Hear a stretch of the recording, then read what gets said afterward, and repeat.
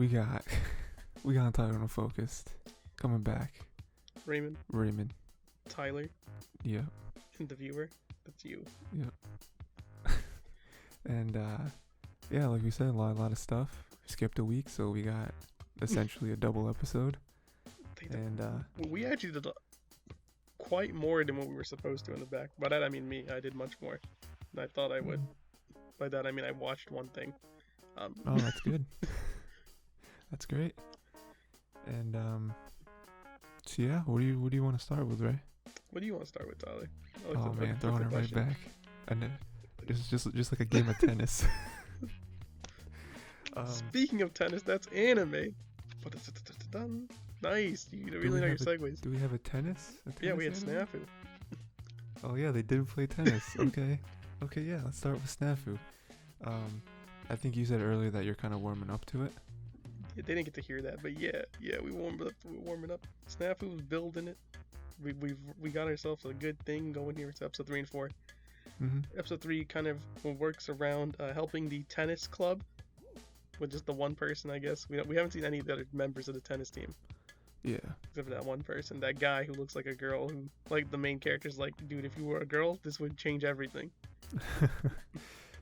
Yeah, there was like very meta, like rom-com genre. It's like you gotta dialogue. like the guy who looks like a girl. Yeah. So we hit that meta. What kind of show is this? SNAFU is completely self-aware, by the way. I must know. And the self-deprecating MC. I feel kind of bored, honestly, because I mean, like, at least now, I'm not sure when it came out, but now we've seen so much self-deprecating MCs, where it just feels kind of like, it feels flat on me how he goes about his, like, lines. But if it was a couple years ago, maybe I would have felt more into it. Yeah, I mean, I kind of feel similarly, where I feel like this show was kind of big when it came out because of certain things that it did, but now that we've been so many years removed from it, it's like, oh, I've seen like other shows iterate on this, so it's tough to go back to, you know, one of the originals who kind of started it, you know. Yeah, like kind of paves the path for everything else to kind of move forward with it. Yeah, it's like you know, everyone loves Citizen Kane. Say it's like a perfect movie. I've never seen Citizen Kane. Yeah, I guarantee if I watched it, I'd be like, okay, yeah, it was fine. But did you see a quick tangent? Citizen Kane had a 100 or whatever on Rotten Tomatoes, right? Like 1 million reviews. It's still at 100%, which is crazy. Everyone else had like 100 on like Rotten Tomatoes. Yeah, so Paddington 2 also had a 100, and like for a brief moment, I was gonna say Uno the movie had. Uno movie did have for a brief moment. Crazily, yeah, it was nuts. Yeah, and then over the past week, there was another review that hit for Citizen Kane, and it brought it down to a 99%. So now Paddington 2 is like the only movie that has a 100%. I remember Paddington 2 coming out with 100%, and I was like, this has to be a joke, but I've never seen Paddington or Paddington 2. I think I've read the book, and I was like, that's good.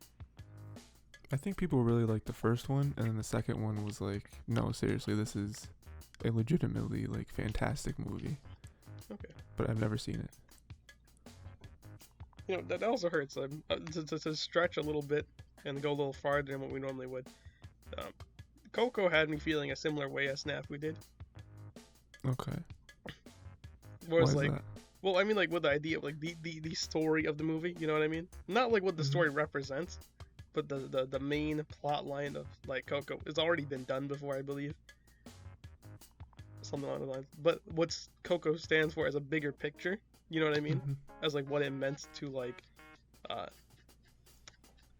Mexican Americans, culture, through, like, the Latin America, what it means for that, and what it did and represent, is much greater than what the actual movie's telling you through its story.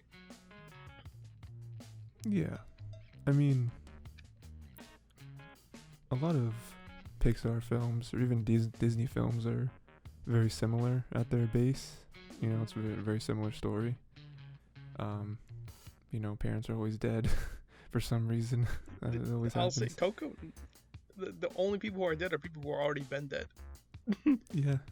Yeah, there was no like tragic death in the first act, you know. And then the tragic death came in the third act, and I was like, oh, this makes sense. It does make sense, but then Coco, obviously, with the way it's structured, makes it make sense. But we'll go. Yeah. More into touching. So yeah, I'm also warming up to SNAFU. It is still scary for me because they do still seem to be kind of episode by episode. You know, they did bring back that one character, the like writer. He was in the tennis one. Yeah, I feel like they're gonna keep doing that. They're gonna like because even like the Chad. Right now. Yeah. It's like they brought him back. He was in episode 1. He comes in, like, you see him a little bit. Episode 2, he creeps. So like he's slowly brought into like the circle. You know what I mean? Through his own choice, actually, which is even better. Yeah, because he needed help. I was very upset when the tennis episode, when they were training or whatever, and then those other people came, and they were like, all right, we want to play tennis.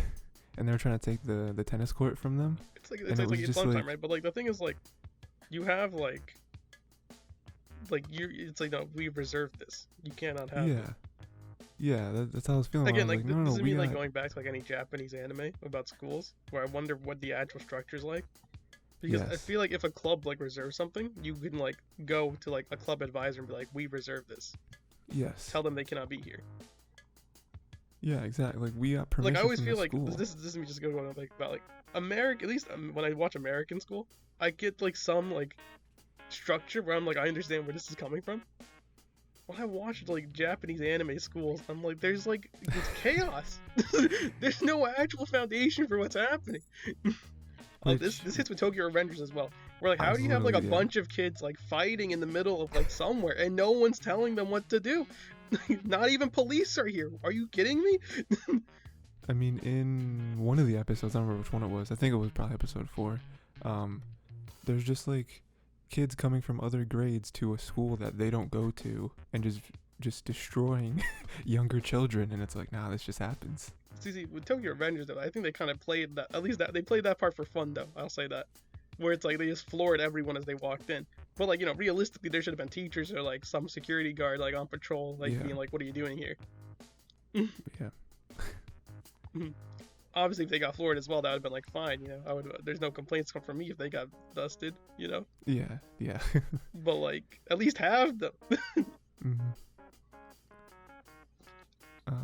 I didn't really like the 4th episode of SNAFU. I thought that was kind of dry. I feel like I'll agree with you to a point where I feel like it was written that way to include the other character as a part of the group. Okay. But it was written in a nice way. Like, it's not like abrupt, you know what I mean? Because they gave him an excuse to come and join, Well, it's like, if they're gonna fight over being my friend, I'll detach myself from the group and do something else. Okay. Yeah. He's like, you're not really a bad guy. You're just by yourself. I'll be with you.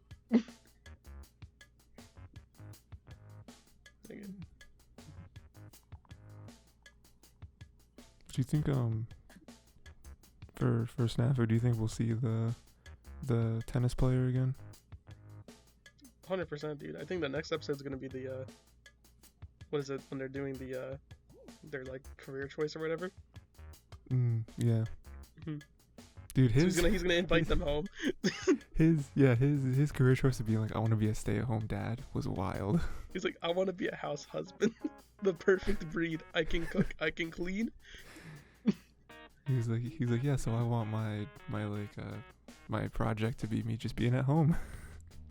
The teacher punched him in the gut, dude. Yeah. Ruthless, by the way.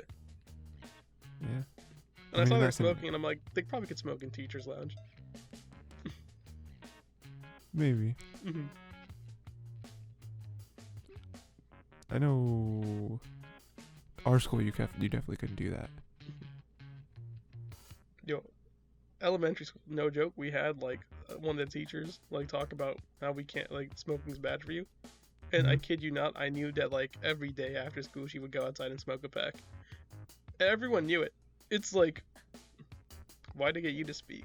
They could have got anyone else. You're the worst ambassador. It's like they literally could have found anyone else. I feel like she was forced into it. This goes against everything I stand for. The principal's like, yeah, we know you smoke. Just talk to them about why you shouldn't do it. Or better yet, tell them if you do it, you're gonna be like a me. It's paid. Was that like a big thing for you in elementary school? Them like teaching you how like smoking is not good for you? Dare happened like once or twice. I don't know. Never really brought up like.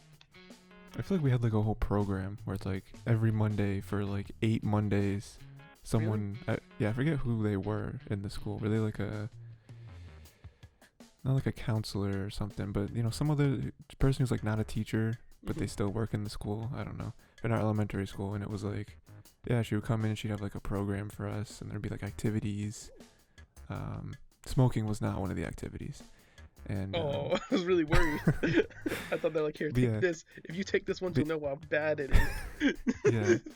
yeah, it was just like, oh, this is bad for you, and here's like diagrams, and you know, as soon as that first cigarette hits your lips, all this stuff happens.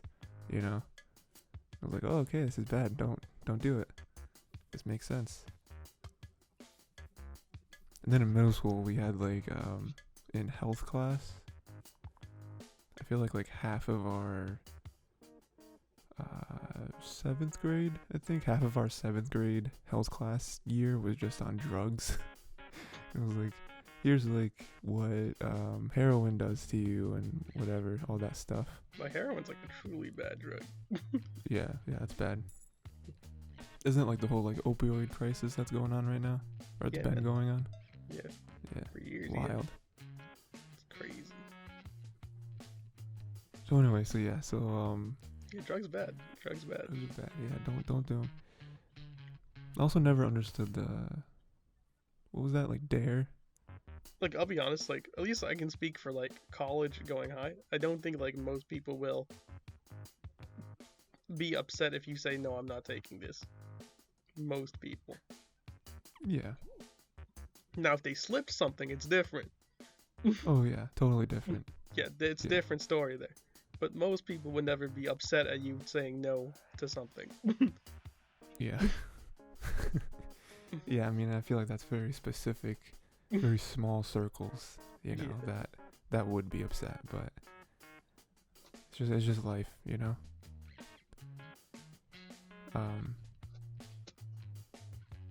So yeah, what was Megalo Box is the other old one, right? SNAFU Megalo Box. Megalo Box. Yeah, you know, I think it is getting better. You know, I think the first episode was definitely just introduction, right, into the world. We don't know what Megalo Box is. I didn't know, and I don't know if it says it in like the synopsis of the show or not, but I didn't know they were gonna go the route of, oh, he's not using gear. I was very surprised at that. I was like, oh, this is dangerous. he might die. They said there he's gonna be getting a set, I think. Maybe? Who knows? Well, like his whole thing right now is that he's gearless, right? That's like his thing. I do expect that to be an issue though, because right now he's in the tournament, you know, but he's fighting like lower tier people. I feel like eventually when you get high enough, it's like, dude, maybe you gotta get a gear. Maybe not. We'll see how it goes, obviously. But like, yeah, I mean, I think the path of the show is that he's never gonna get one. He's gonna just learn to be good without it, and that's kind of his underdog story, you know. But I do think it's gonna take a lot of work. And I do think eventually he has to lose. 2, by the way, I mean, if anyone's read the synopsis for season 2. Oh, okay, I have no idea. I don't know. I won't say anything. It's good. I'll smile. And they know. The cover art for season 1 though, very misleading because it shows him having gear. Yeah, it shows him like with the old gear, I guess. Yeah. When he starts out with. So who was we don't know who that guy is, right? At the end of the 4th season. We don't know. We can assume it was maybe like the mentor's guy he trained before or whatever. Yeah, that's what I was thinking. Because the nonchalant saying, "Hey, you remember me?" Yeah. Ghost of Christmas Past. Yeah, because we kind of thought. Did you? Okay, another tangent. Have you ever seen? What's Scrooge? Right, Scrooge is the Christmas past guy. Yeah, He's like the main character. Yeah. Christmas Story. Have you seen the like newer one? It's not like really new. It's like the Jim Carrey one. Was it Jim Carrey? I think it was Jim Carrey because it was like 3D animated. I have seen the Jim Carrey one. And I think one of the ghosts was Santa. I forget which one it was. I think it was like Christmas Present. It could have been Santa. I don't remember the movie so well. I just remember where like he's like on the tree or whatever, and it like launches itself into like space or whatever. You remember that scene? He's like, I do.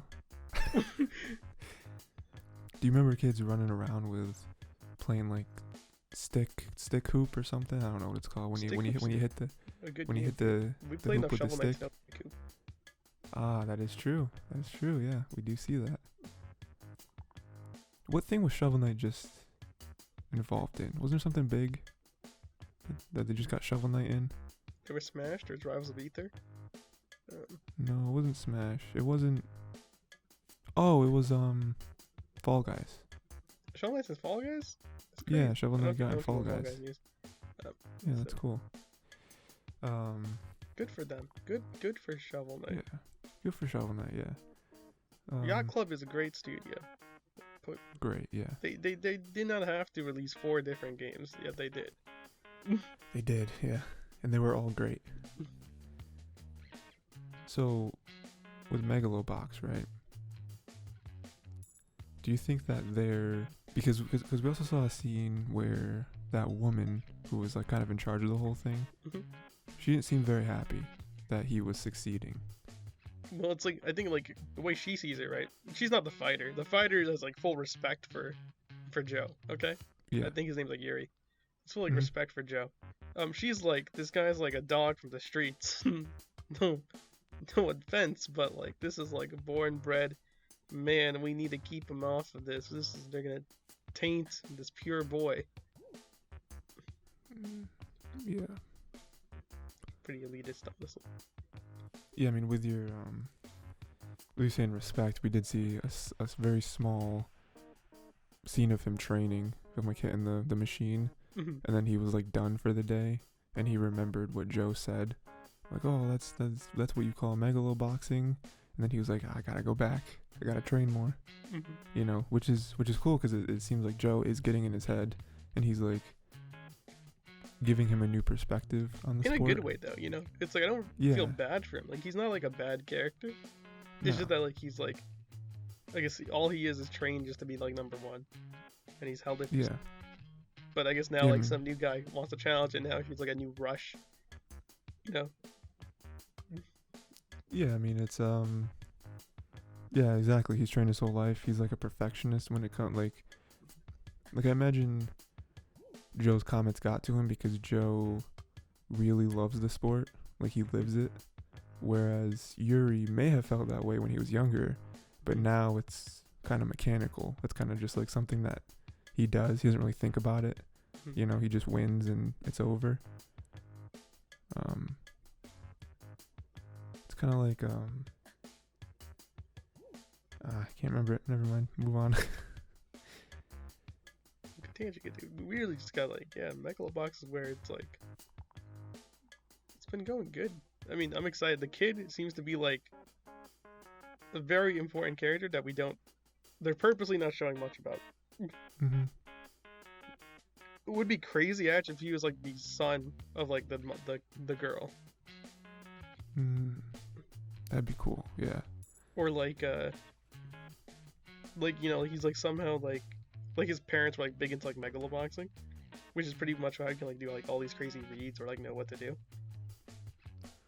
Yeah, I mean that definitely seems like that's what they're going for, is he knows someone, like he grew up, family member, something like that, like older brother, parent, something like that, who must have boxed, and he watched him as a kid. I mean, he still is a kid, but like, you know, since he was born, he's been like watching it and getting all the information. He's engrossed. Even if he just knows.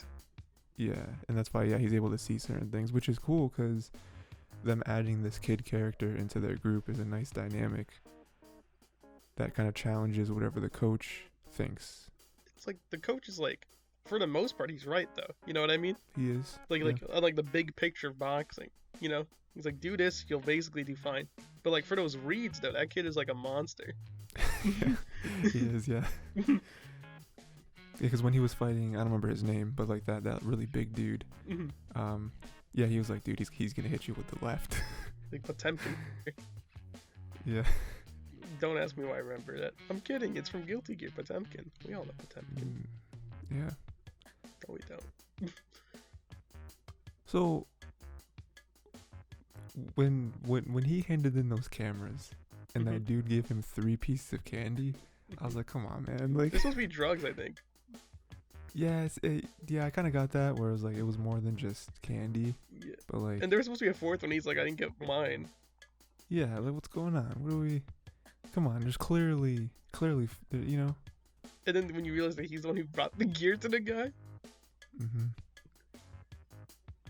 Yeah, I mean, they are building a really interesting world here, where it's like more things are connected than they have to be, and I think that it is building towards something nice. Wonder where his friends are, dude. We'll What friends? Again. His friends. Oh, his friends? Yeah. I'm sure we'll probably see him again, because I'm sure they, you know, they're probably following him as much as they can, like just on TV or whatever. I mean, like, it's not like they moved base. Like, they just stayed there now, one place. Yeah. They have a sign out that says Team Nowhere. Yeah. Yeah, I mean, they're doing what they got to do, you know? What about Joe's, like, I don't even know who that was. Was that, like, the, like, guy who repaired stuff for him? The dude that he, like, lived with? You know what I'm talking about? Like, the very first episode? Yeah, I don't know. Was it just a group of, like, refugees? I don't know. We gotta watch episode 1 again. I'm not gonna do that. Yeah, that seems like a lot of work. Yeah. But yeah, I do realize that the show's going. I do think it's kind of settling into the nice like sports anime kind of path, but tournament. I do think he has to lose at some point though, right? Like he can't just win for the rest of the 8 episodes. He can't. He has to lose at least once. I thought he was gonna lose that first match. I thought that would have been interesting.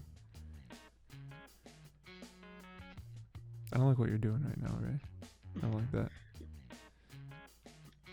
If you know, you know.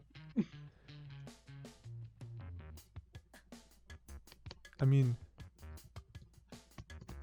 this show is basically going to be Cars, right?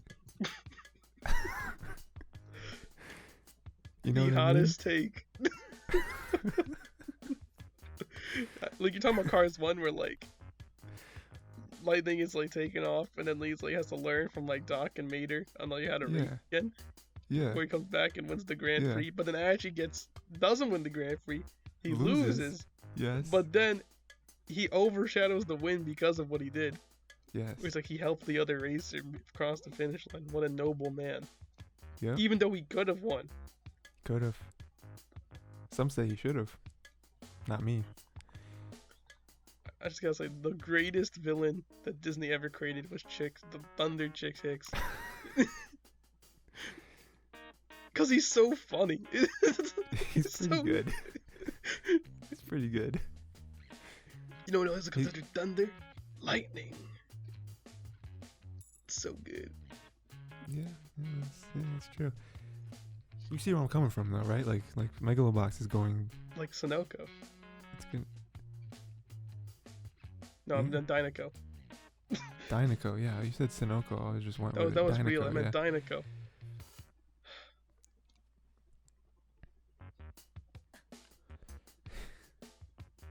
Cars is a crazy movie. It's wild. The first Cars actually was decent. I mean, it's not bad. First Cars was pretty good. I wouldn't say pretty good. We gotta. Nah, I think it was pretty good. I think there's a lot of issues with it still, but okay. I think it looked good. It's like remember that they gave like a car a tramp stamp, and that's all you need to remember. They did. They did do that. Yeah. Yeah. Did happen. They live in cones. Cars is wild. It's ironic. They're supposed to go around the cones. It's crazy. Did you ever watch on Disney Channel? They had Yes, Mater's... I've seen the Tinkerbell series. Oh, no. Nope, that's not what I was gonna. We weren't even. Nope. Okay. Was it Mater's Tall Tales? Yeah, Mater's Tall Tales. Yeah, Those are cool. I've seen some. Yeah. Yeah. They were nice little like episodes. They obviously weren't hard to record or anything. It's just harder to animate. No, it was literally just like shorts. I think it was like 7-minute things or something like that. Just a couple minutes, yeah, just something to like buy time. They were pretty slappy. Yeah. That's all they had to be though. So with But like the way they always ended was that it was real though. It was real, yeah. Yeah, the ghost was real, yeah. So with let's see. With To Your Eternity, Ray. Yes. First thing I do want to know, I don't know if you've seen this yet. To Your Eternity, 20 episodes. Yes, I did see that. Yeah, did not know that when I when I suggested it. I just found that out a couple days ago. To Your Eternity was pretty cool. Episodes 3 and 4, right? They finally kind of showed, to me anyway, what the scope of like the fantasy is gonna be, because I wasn't sure how far into that they were gonna go. If they were just gonna keep it like, oh, it's like a world, like, you know, like real life, I guess. But the only weird thing is that this weird like spirit thing that can regenerate and all that. But no, they actually had a like bear who's Big bear. Apparently like a god Big of bear. some sort.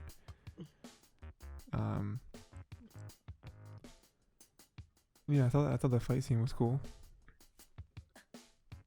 It was weird that He he just was kept like, going. He's like, I ain't dying, not today. yeah, and didn't they like help him out in the end? Took all the arrows out of him, that kind of thing. Yeah, and he's dead. Yeah. Yeah, he still ended up dying. So now they're running away. They're escaping. They're being free. Yeah. Are they still gonna chase after him, or they're like, nah, we're good? Yeah, you know they're gonna chase, right? It's gonna be like Zuko, still, you know, never give up, still chase the Avatar, no matter what, where he goes. It's like, dude, she's just a kid. Like, let her go. Yeah. Let her go. Like, keep the immortal Fushi, right? Just let these two go. Yeah. You want just him. No reason tormenting these other two. Yeah, I mean, because they just don't understand. It's like they're trying to fix it into whatever their pre-existing traditions are, but the bear's dead. You know, so whatever you thought, I mean, it can be changed. I mean, that's literally, I think that's kind of what one of the themes are of the show, is that, like, you know, especially with the mom, it's like, we don't have these traditions, you know, at some point they get old, we gotta do other stuff. You know, you don't just have to listen to whatever the generation before you said to do. Because, I mean, the bear's here, he was killing people, you know. It wasn't like you guys were safe because of it, because of this. Every year or something like that, they have to sacrifice somebody. And wasn't it super, like, wasn't March just picked because she looked the prettiest one or something? Isn't that what the old lady said? That's what they said, but it's more like they kind of forced her into it as well. They're like, if we don't pick you, we'll take the baby. How would it taken the baby? What? What? What? Baby doesn't know. Baby doesn't know nothing. You know what I mean? Why not just take the ugliest? So, like, the immortal, what was it, Fushi? Yeah. Can just, like, change at will. That's, like, a thing he can do now? Yeah. Didn't know that? Well, like, Fushi's still adapting to whatever Fushi is. Like, he can talk as a dog. It's true, he did do that. So what are the rules again? If Well, something dies next to him, he can change into it? yeah. So what about the bear? As far as we're concerned, that's still up in the air right now for that one. We'll have to wait and see. Okay.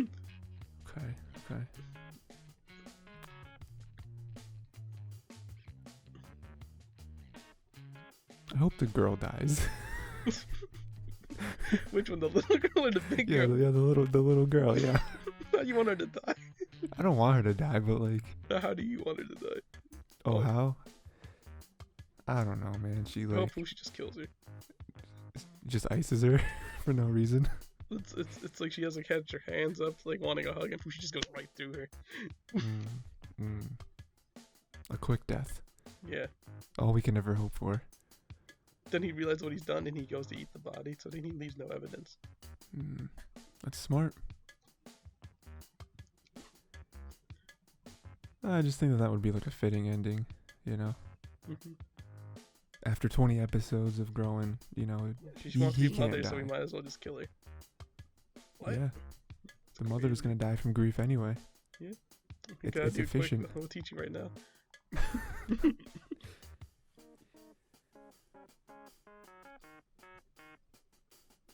And they're like a weird cult, too.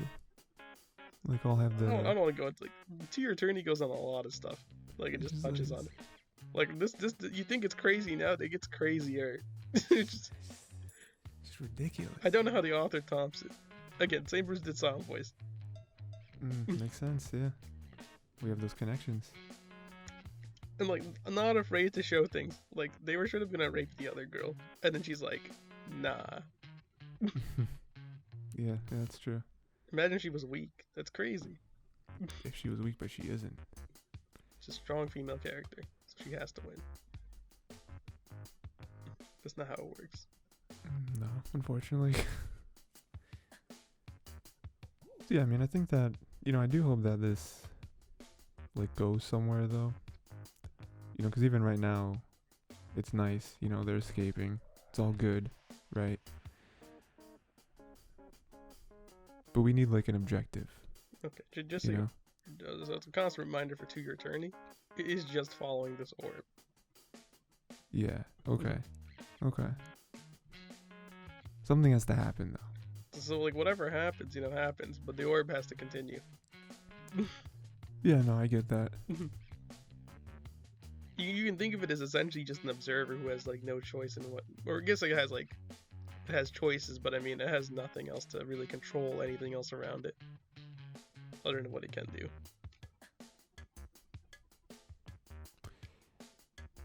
Yeah. You know, it just reminded me of Grave of the Fireflies. Like that relationship, like the little girl. Yeah. It was like if this show if this show could top that, then that would be impressive. Grave of the Fireflies really had me feeling some type of way. Yeah. Grave of the Fireflies was rough. It was a rough movie to watch. It hurts, like, when you realize that, like, we already know the boy is dead, but then when you go through it, you're like, oh no, the girl's dead too. Yeah, it doesn't end happy either. It's not like, oh, everything's good. It's like, no, there's death. But that's it's saying, you know, that's war though. Yeah, that just is what it is. This is war. This is the cruel reality of war. This is what war does. People who are not involved in war often feel it the most. That's a great quote, actually. I want to be quoted on that. They'll write your quote down in history books. I got one-liners. I can write that down there. And then with Tokyo Revengers, right? I think Tokyo Revengers was maybe my favorite 3 and 4 episodes. You know, it is. It hits kind of hard, and it goes kind of. We do have that. I don't know. I saw it as a meme before I watched the episode, so it was out of context for me. But now I get it, where he holds the little brother's hand at the fireworks. I thought that was funny. That was good. You know, brings him back. I do kind of like what they were setting up, or what they are setting up, But part of me doesn't know how exactly they're gonna handle it, where with the main character talking to Mikey, right? And being like, oh, this guy doesn't seem like a bad guy. He's just, he's a delinquent, so, there's certain things he does and certain ways he acts, but he's not like evil, Yeah. Or at least his views on the world aren't bad. Yeah. And so at that moment, I thought two things. One, they're really gonna try to make us like this group, where the whole point of the show is that they murdered somebody or multiple people. And then two, they're just gonna the way they're gonna do it is they're gonna shift all the blame on the other leader and say that Mikey's actually good, he has good views, but the other one was the one who kind of poisoned everything. And they actually did it. The Mad Lads actually did it. Yeah, I mean they have like, what was it? He was just wanted to be like a delinquent because it's cool. He's like, yeah, they're cool. Yeah. And not only that, they killed the other guy too, his friend, with the tattoo. It's like, yikes, dude. No wonder he went to the bad side. Yeah, I mean we even have that scene with what was it? It was like the friend. Yeah, like Rukin. I killed you. I did it. It was me. Which is weird because we almost got like a little too meta in that scene, but they were able to reel it back enough. And then he just jumps off the building. I was like, oh. It was really unsuspected. Yeah. When I saw him jump, I was like, they actually did it. But then you know what? MC's like, I'll save his life too, and I'm like, well, there you go. How many people we gotta save? Yeah, at this point, that's pretty much what it is. It's just like him trying to pick up the pieces, and every time he makes a move, it kills someone else. He's like, oh no, gotta save him too. It's like, I gotta keep going back until everyone's alive. Do you think this will end? The only way everyone could be saved is if he dies. You think that's what they're gonna do? I have no idea. That would be crazy if they did that, though. As in, I feel like it's been done before, but it would be like, oh yeah, are you gonna make the sacrifice, or who are you gonna let die? Yo, imagine he has let his girlfriend die. It just comes full circle. And Hina actually has to die. Where actually she's the one who started everything. It's all her fault. She's secretly the leader of the gang. She faked her own death or something. She really did stand her ground though. I like that part. Kind of was a continuation of their conversation of like, I'm gonna protect you, and it's like, no, I should be the one protecting you. And she kind of helped out in that scene, and it is exactly like I was saying, which wasn't a very outlandish prediction, but it is pretty much what they're doing. That he has to gain their respect. He's doing it in a way. Hard this time. He's like, I just like people who think that they keep getting up if they even afterwards. They don't take no as an answer. They stand for their ideals. Exactly. You just gotta fight for the people that you love, and that's what he's doing. That's literally the whole point of him going back in time. I like the other guy with tattoo just messing with him. He's like, did you just say no to me? Yeah. And then Mikey was like, oh, that's very sweet. How do you want to die? Which is the very dead eyes, It's funny that it's all a joke, and he's like, this MC's like, Yeah, he was afraid for his life in that moment. Which does prove that Mikey is just, a little psychotic, at least a little bit.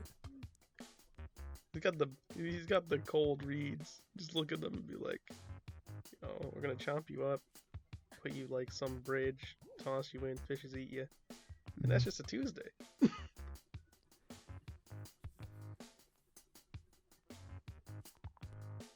So, I also didn't quite understand that. Maybe I just missed it. But why did they try to get his friend to kill him? Like push him on the train? Was it just because he was connected to Hina? Was that the only reason? I think it's something connected to him, which is like ridiculous. It's like past him, because we haven't seen what past him is still done, right? Everything past him does is assumed going forward, okay? As to what happens, right? This does something, okay? That makes them think that like he's from the future or whatever. Because they also get these weird things right here. But that's a crazy theory to have. Like if I'm you're... just saying. I mean, like, I don't want to, but like, in real life, because this show, for all intents and purposes, is set in reality. I mean, there is a weird time travel thing, but not everyone can do it from our, from what we can tell. It's just one weird fluke thing. So every like, time we hold our hands. It's exactly... Didn't we have this conversation last time about like time travel? Oh no, it was I think we had a time travel conversation last time, We did, but yeah. It was just like, if you came to me, Ray, or like, I don't know, if I thought you could time travel. This is the same like, conversation. Yeah, we'll go with it again. Let's do it again. One more time. If I come back, I come from the future, right? I come back and I'm like, yo, Tyler, I'm a time traveler. Like, I can't believe you. Oh, my camera got all fuzzy. I can't believe you.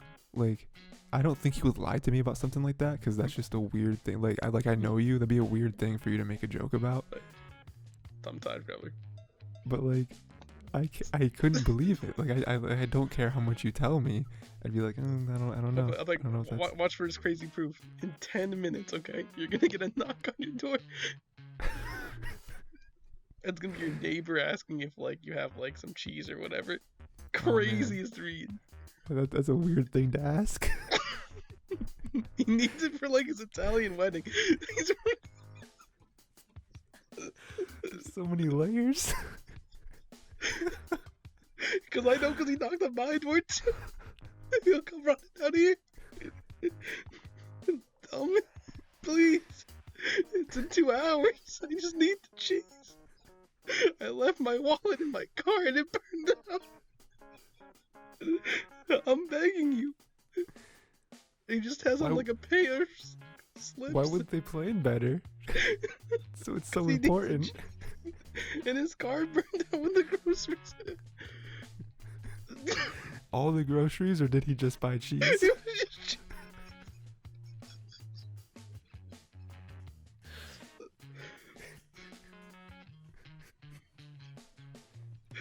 I'm a begging you.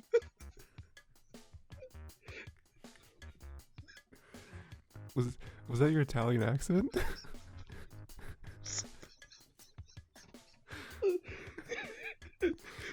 It's so bad. Oh god. Ray, it turns out I actually have something to do. I'm gonna have to. I'm gonna have to leave early.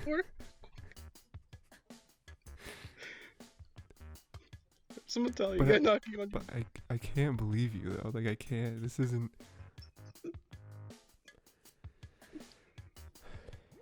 Okay, so.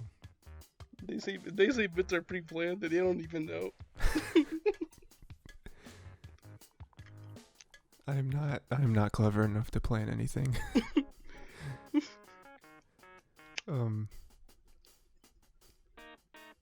yeah, no, like, I wouldn't believe anyone either. Yeah, I give him like 3 chances, you know what I mean? I'll give him 3 chances to prove themselves. Yeah, I mean, I feel like in real life,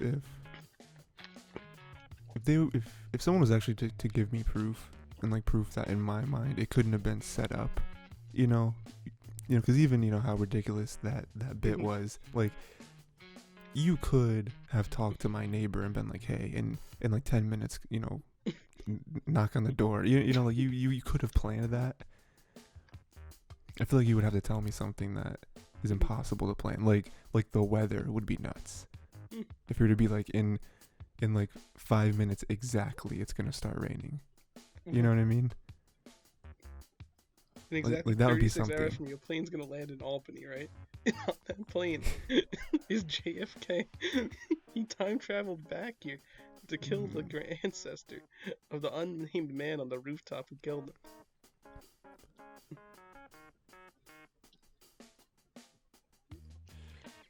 Imagine there was like a time traveler group though. We just groups other time travelers. Like, what happens when you have all these crazy authors and they're all just time travelers? And they're like, yeah, I saw this thing one time. I traveled back in time to write the story, and boom, I'm rich. That's true. Yeah. I feel like that's like the first thing people think of when they think of time traveling is like how to exploit it to get rich. No, I mean, I'm not saying I wouldn't exploit it. Oh yeah. I would say I'd have to exploit it subtly.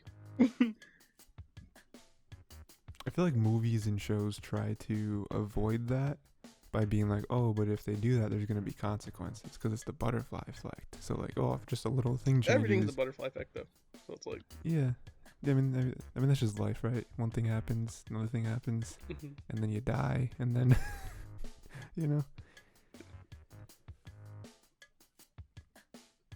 But yeah. It's like if Hitler was killed, right? Like earlier in the Third Reich, do you think that like they still would have continued with the war? Like someone else would have replaced Hitler. Like one of like his higher ups could have like replaced him.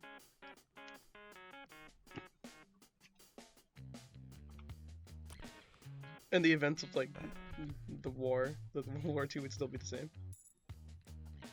I mean, it's possible. I mean, but again, it depends on how you're looking at it, because if you're just looking at it from again like real life, wasn't one of the biggest reasons why Hitler was popular is because he was really good at talking. He was very charismatic, yeah.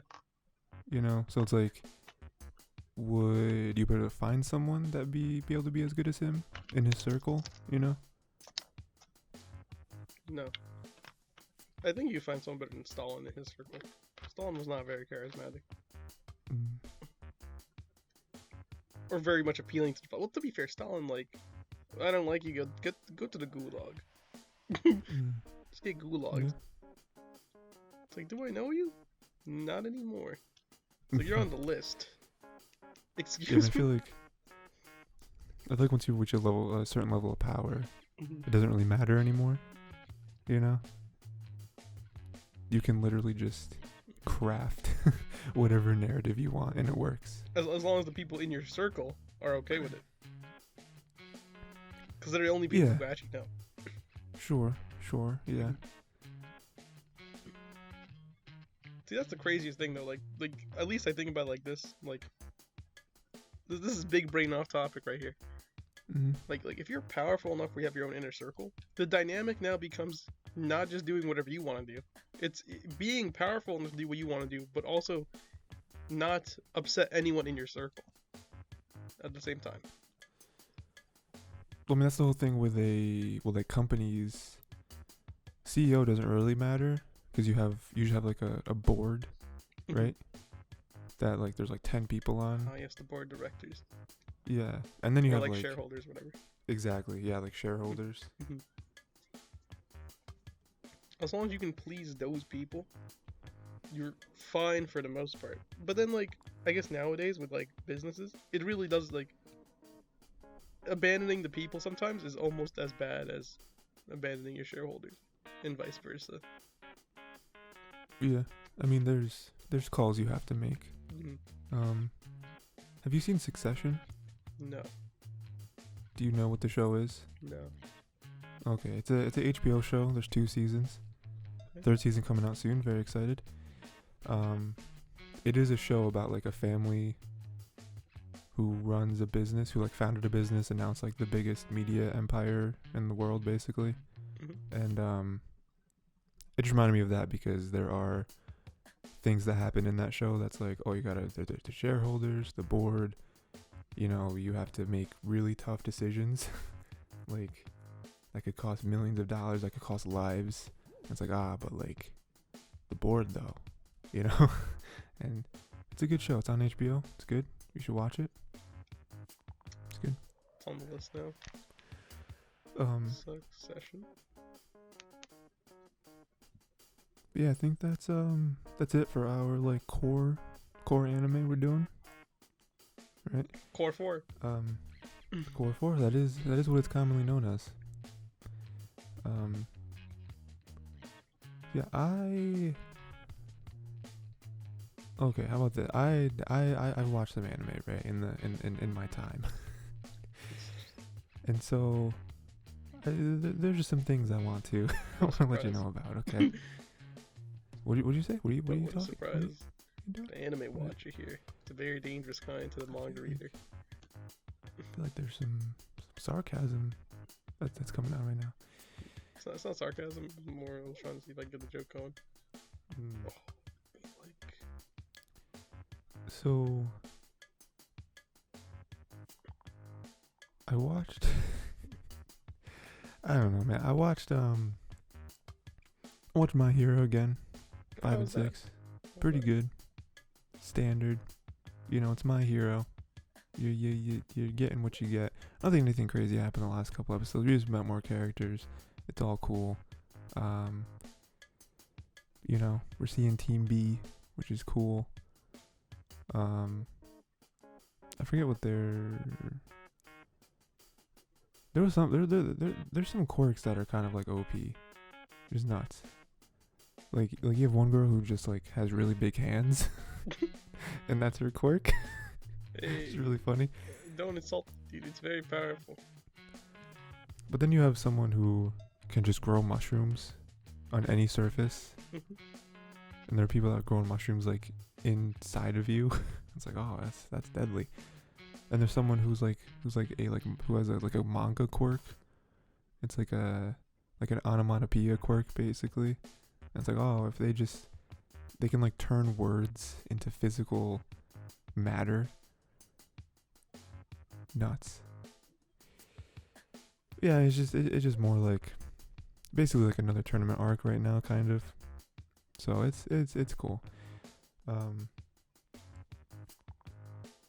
Got the I Shaved anime. Yeah, that one's still going. I'm sick of it, Ray. I'm just tired. It's okay. I'm tired of it. There's like that one girl who it's like,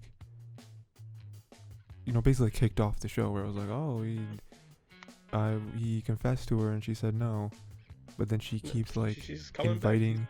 Yeah, she just keeps inviting him back to dinner, and then like she admits that she lied, lied about liking him, and then lied about having a boyfriend. And it's like like in my mind, you don't get to come back from that. Like that's like, it's such a weird thing to lie about, but then keep like coming back. You know, like it's I don't know. It's very unhealthy to me. Especially when you have other people that actually care about you and are trying, you know? Of course.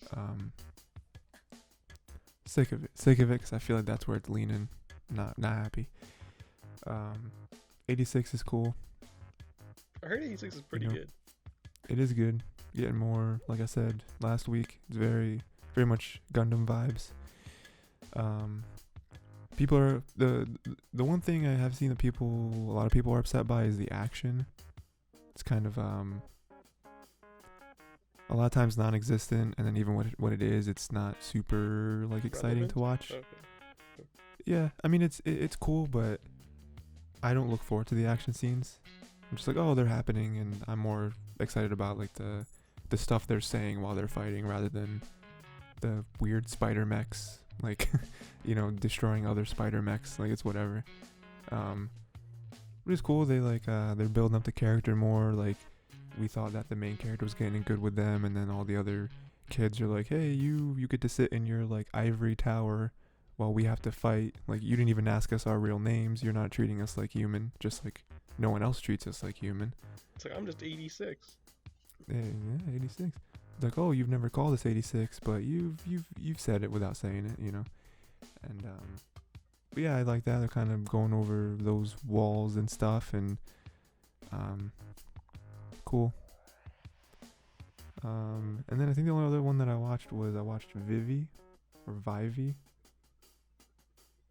I heard that one's also good, actually.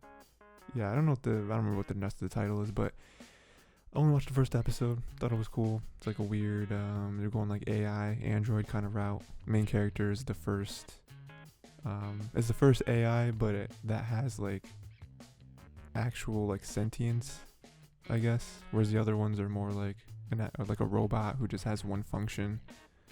The main character is more human than the other ones. And lots of dark stuff is already being teed up. So that'd be interesting. Yeah. Manga, or not manga, I keep saying manga. Anime, very, very good this season, very promising. There's a lot of shows that I haven't even started yet. Like Odd Taxi, want to start that. Looks cool. Actually, I didn't. Never mind, doesn't matter. But, well, we are going with like animated stuff, right? We already did start it earlier, but I would like to move to Coco. Alright, let's go. So the end of Coco actually had me almost crying. I almost cried. Dude, I'm very happy you said that, because I felt the same way. We're like, the third act, I was like, oh man, this is a movie. I'm talking about like at the very end though, like at the very end. At the very end, what? When like he's finally crossing the bridge to move over. That was good. That was one of the moments, yeah. Because I was like, this man. Well, we're gonna. Everyone knows we're going over spoilers, Coco. Sure, yeah. There's nothing gonna be like spoilers, Coco here. I'll just have this. He's not gonna edit anything in. It's just fun. No. Okay. It's like, because he's crossing over. He hasn't seen any family, alive family for like years, dude. Like everyone else has seen everyone, his daughter's with him now. He's happy to have his daughter with him. He's his family back there, but he's finally getting to see everyone else. The only person he saw was Miguel. And Coco, ironically, Coco is not even the main character. Coco's not the main character. Coco is literally his great grandma. I mean, that part got me. I'm pretty sure there was like 4 moments in the end that were getting me. I can't think of all of them, but one of the other ones was definitely when the kid was singing to Coco. Oh yeah, that's definitely at the end when he was playing the guitar to her and he was singing the song. Like, we think the entire time, at least watching, you assume she has Alzheimer's. Sure, yeah. Yeah. Then like when he sings her like dad's song, like she remembers everything about him. And he was already fading away. And it's like, damn, dude. Yeah, I mean, even him fading away, it wasn't as heavy as the other moments that we've already mentioned. But even that part when they were like backstage or whatever, and like he was actually fading away, I was like, oh no, like they're gonna do it. They're actually gonna like kill him off for good. And like you think he was going to, right? Until like he's remembered. Until like Coco remembers him. Yeah, I mean, like, again, like, for me, the whole third act was like, it brought the whole movie together. It was like, okay, I understand why people who love this movie love it. Like, I get it. Because the beginning of the movie was just kind of standard to me. It was like, oh, this is a Pixar movie. Like, I get it. I get what they're doing. But I definitely thought it got better as it went along, as it started to take shape. I have a question for you, Ray. Did you guess this, and if you did, when, that he was the real like father? And the moment he was. I have no. Oh really? Chill. I have no chill on that. Really? The twist to me was when he was killed. Well, how he was killed. Sure. Yeah. Yeah. Where like the other guy killed him. I didn't see that coming.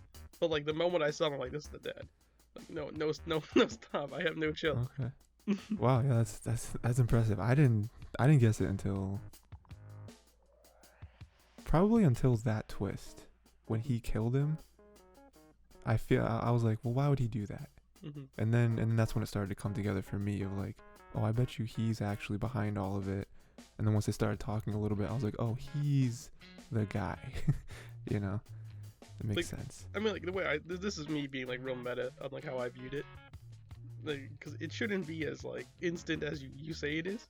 I don't know how, but like this is my thought process. Okay, so when you first see him, right, guy's trying to sneak and like join his family. He's not on the list, but he's dressing up as Frida Kahlo, Okay, which is crazy.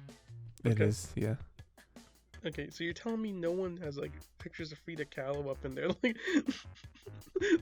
or like is the detecting that good? And I'm like, detection's probably that good. They know he's fake. Okay, so like, one, you assume that, hey, wouldn't it be funny if this is the dad and he's just trying, he's not in the photo? That's crazy. Okay, that's your step one. Okay, two, he's like, can I keep the costume? He's like, no. He's like, but I really know this guy who's this big musician. I'm like, no, he's a musician. He could have also been a musician himself. Boom. Okay. Then you go to the third part. He's like, I hate musicians. Only reason you hate musicians, you were one. That's crazy. For Ashley is a musician. That's whoa, crazy. And he can sing. He's talented. You know who else had talent and ran away? It just all adds up on top of each other. Because the way I mean, I just immediately jumped to that. I think in hindsight it makes a lot of sense. Mm-hmm. Because why would this character was introduced to us very suddenly. It was just like, oh, here's a character that's here, and it's like a whole scene, and then it's over, and it's like, why did we just watch that? And then he gets put into. If Disney wants to be big, they can always just not do that twist. Remember the twist in Frozen? No. Where it was like the one guy. Oh, when that guy whatever. he tried to kill him. Hans ended up becoming like the baddie, right? It wasn't expected because it came out of nowhere. I don't expect the Hans to be the one who like wants to kill people. Was it Hans? Wait, what was the? Was it Hans? It was the orange hair guy. Frozen. He's like, we finish each other's sandwiches. No, there was two guys. One like lived in the castle, right? And then one. It was the rich one guy was just with the boat. Okay. Because I thought that Hans was the dude that was like with the moose or the caribou or whatever. Nah, that's not. I thought that was Hans. Hans is the guy I'm thinking of. Kristoff is the good guy. Kristoff, okay. Hans is the bad. Okay. Yeah, you're right. After a quick Google search. It's like Hans was a great twist, I thought, in Frozen because you didn't expect Hans to be bad.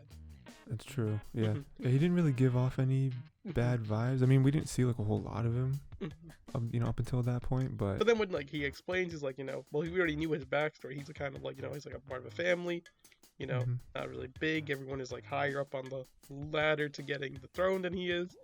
So being married to a princess or a queen now, he's bigger than his, because he has a sense of inferiority to the rest of everyone else. Have you watched Ruby yet? No. Okay. I didn't watch Ruby. That's pain, actually. I've seen a lot of Ruby memes. Spoiler memes, too. I've seen some spoiler memes. Stuff with John and, like, a sword. But anyway. Okay, sure, yeah. I won't go into detail with that for right now. I was so sick of the family in this movie. I was like, oh, no music. I'm like, no music is the craziest, like, it's one thing to be like, no, like, type of music. Yeah, like, no type of music. Like we've seen, like, no rock music. There'll be Christian music in my household. I mean,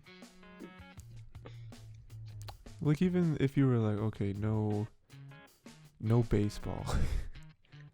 But like saying no sports, no outdoor recreational activities would be crazy. So it's like no music. You can't even listen to music. So, can't even like accidentally drop like a spoon in the pot. They all stare. It's like, do you just play music? It's like the granny comes in, but it has those like red eyes, like the. Yo, I'm telling you. How like I understood how serious this movie was when she took off her sandal. I was like, this hit the most serious spot of my core, and she tossed it with precision accuracy. I was like, I felt this. Yeah. I felt this movie. This was life at one point. That scene was great. Oh yeah. You know it's gonna happen. I think in Spanish they call it chancla. When the chancla comes off, I've seen the meme. Yeah, I've seen it. I 100% accept when the chancla comes off, it hits differently. I never use chanclas. I just think like flip flops or like slippers. When those come off, you already know you're done. It's over. I do like that scene because even further into the scene, she walks away and she just doesn't have a shoe anymore, and I'm then like, she tells him to get the shoe. Yeah, and then she's like, go retrieve my shoe, and it's like she. It's so normal. Yeah, she knows.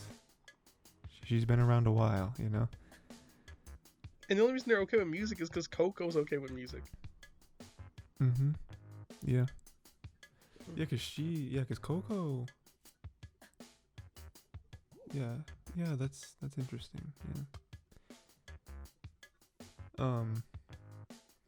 I thought the dog becoming like a spirit was like an okay twist. Like, oh no, he actually is one. It's like, okay, yeah, I'm fine with that. It wasn't like big for me, I was like, oh wow, that's crazy. Look how crazy that was, guys. Wow. Again, I can barely contain my excitement. Coco has some like unoriginal yet also pretty good idea. Like, first of all, what is it, like the great grandma, great. Yo, hers is like crazy cool. Like the design's like a jaguar with wings. Oh yeah. And like with the way it tracks, like it just blows, and it's just like yeah, like that Shadow of Mordor vision. Yeah, exactly. I was like, and the design is so cool. Like, yeah. Yeah, I didn't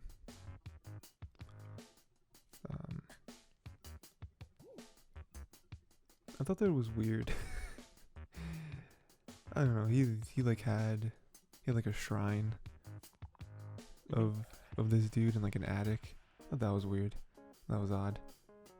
It's like, you're going a little far. He doesn't even know. At that point he didn't even suspect that he was his dad. And then he was just able to break into his like tomb, steal his guitar. This movie was kind of crazy. I like that as soon as he gets back, he goes to steal it again. And he goes back. Absolutely no chill. It's like she said no music. Let me just do one more time. That's all I need. But then it was nice, everyone gets together in the end. They understand, what happened. It made sense.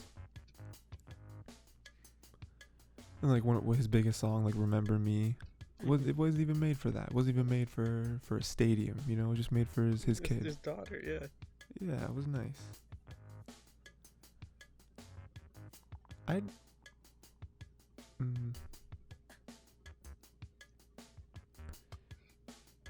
So he poisoned him and killed him, right? Yeah.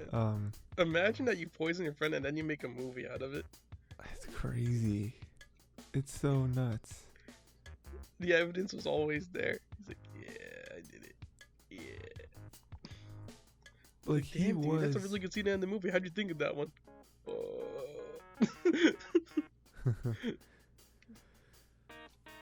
And the craziest part about that is that even up to that point, it wasn't revealed that he wasn't the dad, right? That happens later. So you still have a little bit of backstory to him where you're like, oh, he left at this point to follow his dream, and so he's super passionate, and he's passionate to a very dangerous level, but you understand why he did it even if you don't agree with it, which I don't. Like, killing that dude was ridiculous. But then you find out, oh, he's not the dad. So that backstory that we heard in the beginning of the movie, it wasn't for him. So it's like, what was his backstory? That he turned into this evil man, that he was so hungry for fame, that even in the afterlife he is kind of throwing his weight around to keep his name alive, which like doesn't, I don't know, it doesn't even really matter, He has so much. It's just like, pain, he just dies the same way in the afterlife because he died in real life. The bell hit him, dude. Yeah, that was nice. Yeah. That one lady was weird. Didn't like her. The, like, famous lady. Like, had the like part of the show all about her. It was, like, Frida weird. Kahlo? Like, you mean like the actual artist Frida Kahlo? Yeah, didn't like it. I like that. Coco trashing on Frida Kahlo is like ridiculously funny, actually. It's like, it's all on fire. Because like it was up until that point, like his suggestions, they were going somewhere, and it was like, okay, we have like a real thing now that we can present. And then she was like, oh, I put it all on fire, and he's like, yeah, sure, okay. sure, yeah. yeah, whatever you say. Makes sense. And like all the dancers looked at her. No. They looked at her and they're like, is she serious? It's like, this is Frida Kahlo, dude.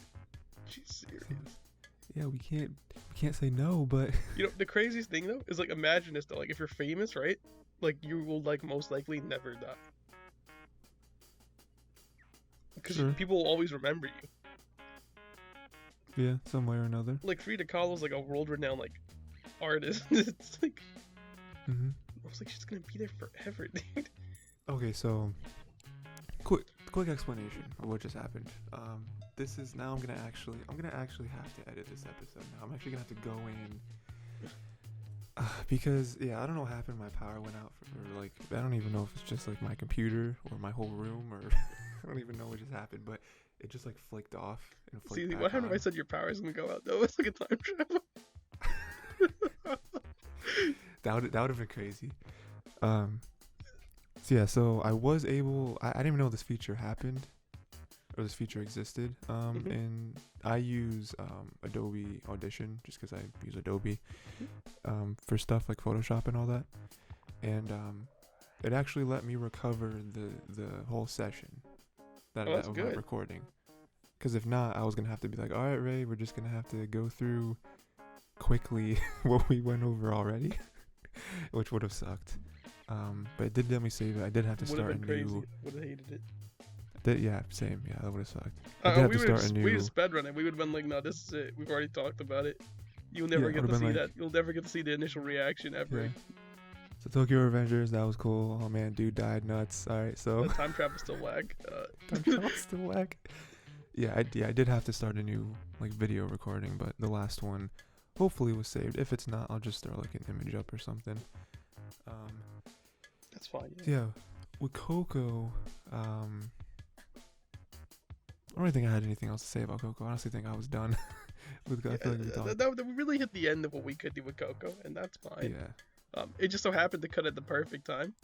Yeah, like, oh, you're done with Coco? Well, Coco is done.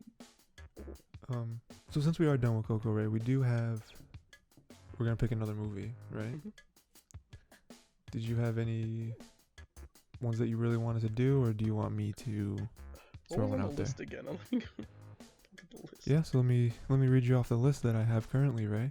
I got Mirai, which I think is actually like Mirai no Mirai, but I just wrote Mirai. I think it's Mirai, but yeah. Yeah, I got Ride Your Wave. I got 5 centimeters per second. I got Redline. I got Promare. A Whisker Away.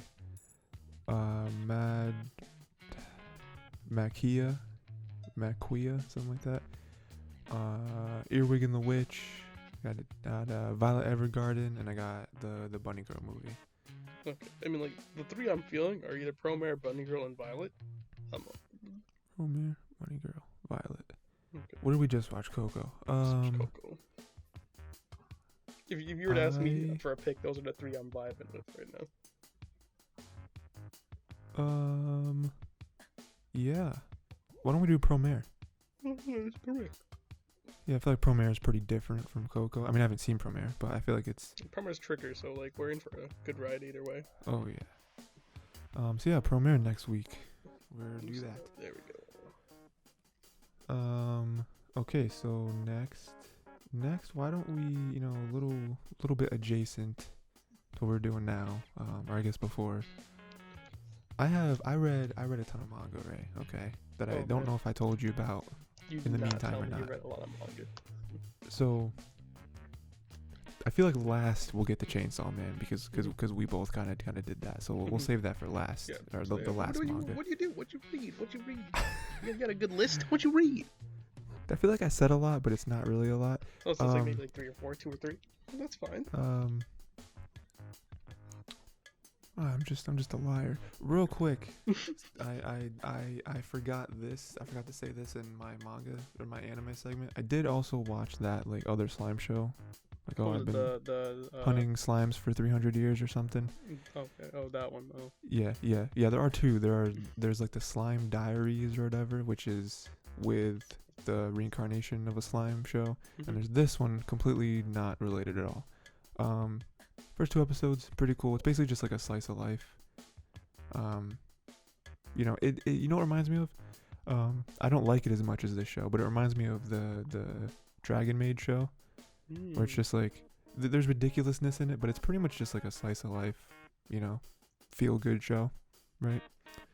That's pretty much what this is. It's just she died from overwork. Like she was literally grinding herself to the bone with like her day job. She died. She just wanted a simple life, and now she's immortal in like a fantasy land where she just hunts slime, which are like super easy to kill, and that gives her money every day. And she did it for 300 years, so her stats are maxed out, and so now she's like the most powerful being in the whole land. But she doesn't want to be. She doesn't want to be known as that though, because she's like, no, people will come and try to fight me to prove their power. It's like, no, I don't want that. You know, so it's pretty funny. I mean, it's just a slice of life. It's cool, you know, if that's what you're into. So with the manga, Ray, I feel like there was a third one I read. I thought maybe I just lied to myself. Was it Dan? I didn't read that, Ray, and not because I didn't want to, but because I couldn't. It didn't show up in any of the extensions that I have in Takeyomi, and I just can't be bothered to not do that, you know? It's a possibility. Let me see if it's been added to Mangaka a lot. I don't believe it was, so I'm just checking. Oh, it was. Okay. With 5 chapters. When they updated this? It was sometime this week they did it. Like a couple days ago they added it. So I don't sweat that. The reason why I was saying dun is because it was recommended by the author of Chainsaw Man. Okay. Mm-hmm. And the first chapter itself may be a wild ride. Of the wildest category. Yeah, I think I'm just a liar. That's fine. It was 2. One of them just happens to be Chainsaw Man. So the other one that I really want to talk about, Real Ray, and I mean this was probably a recommendation from you a while ago, like a long time ago. But it was the 100 girlfriends who girlfriends who really like you or whatever. Yeah. That manga is ridiculous, okay? Everyone out there doesn't know, it's basically a story about a dude who does this weird, like, it's not really a curse, I guess, but it's like he has 100 soulmates apparently, and so as soon as he sees them, they see him, they immediately fall in love with each other. That's how that works. So and good. He can't say no to them. He can't say no to any of them. I mean, he could, They're but if he does, soulmates though. Yeah, exactly. They're perfect. Yeah, and he wouldn't want to say no because he actually does love each and every one that he meets or whatever. But if he says no to them, then they'll like die, I guess. That was like a whole thing. And yeah, it's very ridiculous. It's a rom-com, and it's very meta. Like it breaks the fourth wall. That's how much that is. And I mean, on a base level, it's cool. You know, it's fun. It's not you don't think very hard when reading it. But it's so much better. You know, though. It's good. You know, they're kind of running through all the tropes. You know, with each girl.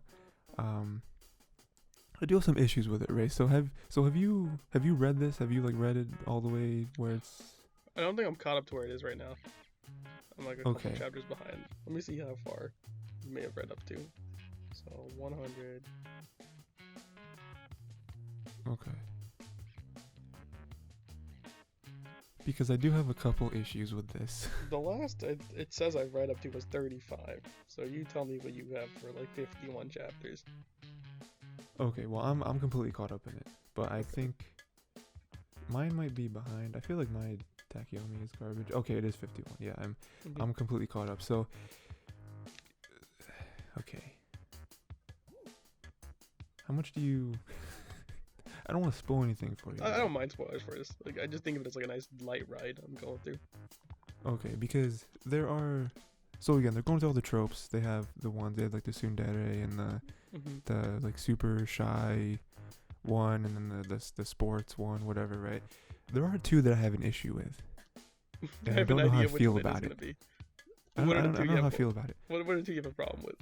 One you definitely haven't met yet, because we definitely met him in like the last chapter or whatever. Okay. But one you probably have. So, the first two girls that we meet,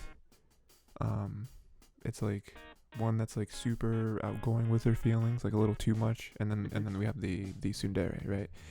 And that's all fine and dandy. We got a couple more, whatever. It's all, you know. I do kind of like how they set it up, where it's like, at the beginning it was like, no, we can't have another girl. That's weird. And then at this point, it's like, all right, well, this is just what we're doing now. But one of the girls, one of the girlfriends, ends up being one of the current girlfriend's mom. Yes. And yes. I don't know how to feel about that, right? Dude, like, that was one of the funniest things, though. It was so funny. It's like, I don't know what to say. It's like, it may have been one of the funniest tropes of all time, which is crazy. It's like, yeah, you know, like, it's like, we need to find, like, him the mom character that, like, he'll like, you'll just make him one of their moms. But it'd like, be so hilarious. It's so, it is pretty funny. I laughed. With the chapters, with the introduction for that, where it's like, oh no, like my dad divorced my mom or whatever, and she's all alone, and then she makes eye contact with him, and it's like, oh no. And like the entire time, like the mom's like, I don't want you going out with him. Makes eye contact, and it's like, oh no, we've ascended to like tears that we cannot go back down. This is where this show, it's a great. I want this animated, by the way, because of how ridiculous. Same. Yes. If there was an anime, if that episode ever dropped, it would go through the roof. People would be flipping out. They'd be like, "Oh my god!" People would be so like, everyone would be like, "Praise me, praise me." Yeah. It's just, you know, I just didn't know how to feel about it. You know, it was very funny. It was very like, you know, at this point the author is making fun of the genre, but now they're making fun of like the story itself, you know. Okay. Because I understand that he was playing with tropes, you know. I was like, it's pretty trope playing, you know, kind of spinning on it. It's because it's a meta that I can enjoy it, because it knows like, you've already done the rom-com before, let's play around with it and see what we can do. And I think that based on the chapters I'm on anyway, even though I was already introduced to the mom, like, she doesn't really appear much. Yeah, I mean, like, he plays it for gags, really. Yeah. I mean, she's definitely less of like a girlfriend than the others are. She definitely acts more like the mom to the group, you know? Yeah, it's not as involved, which I guess makes it easier, or, you know, whatever.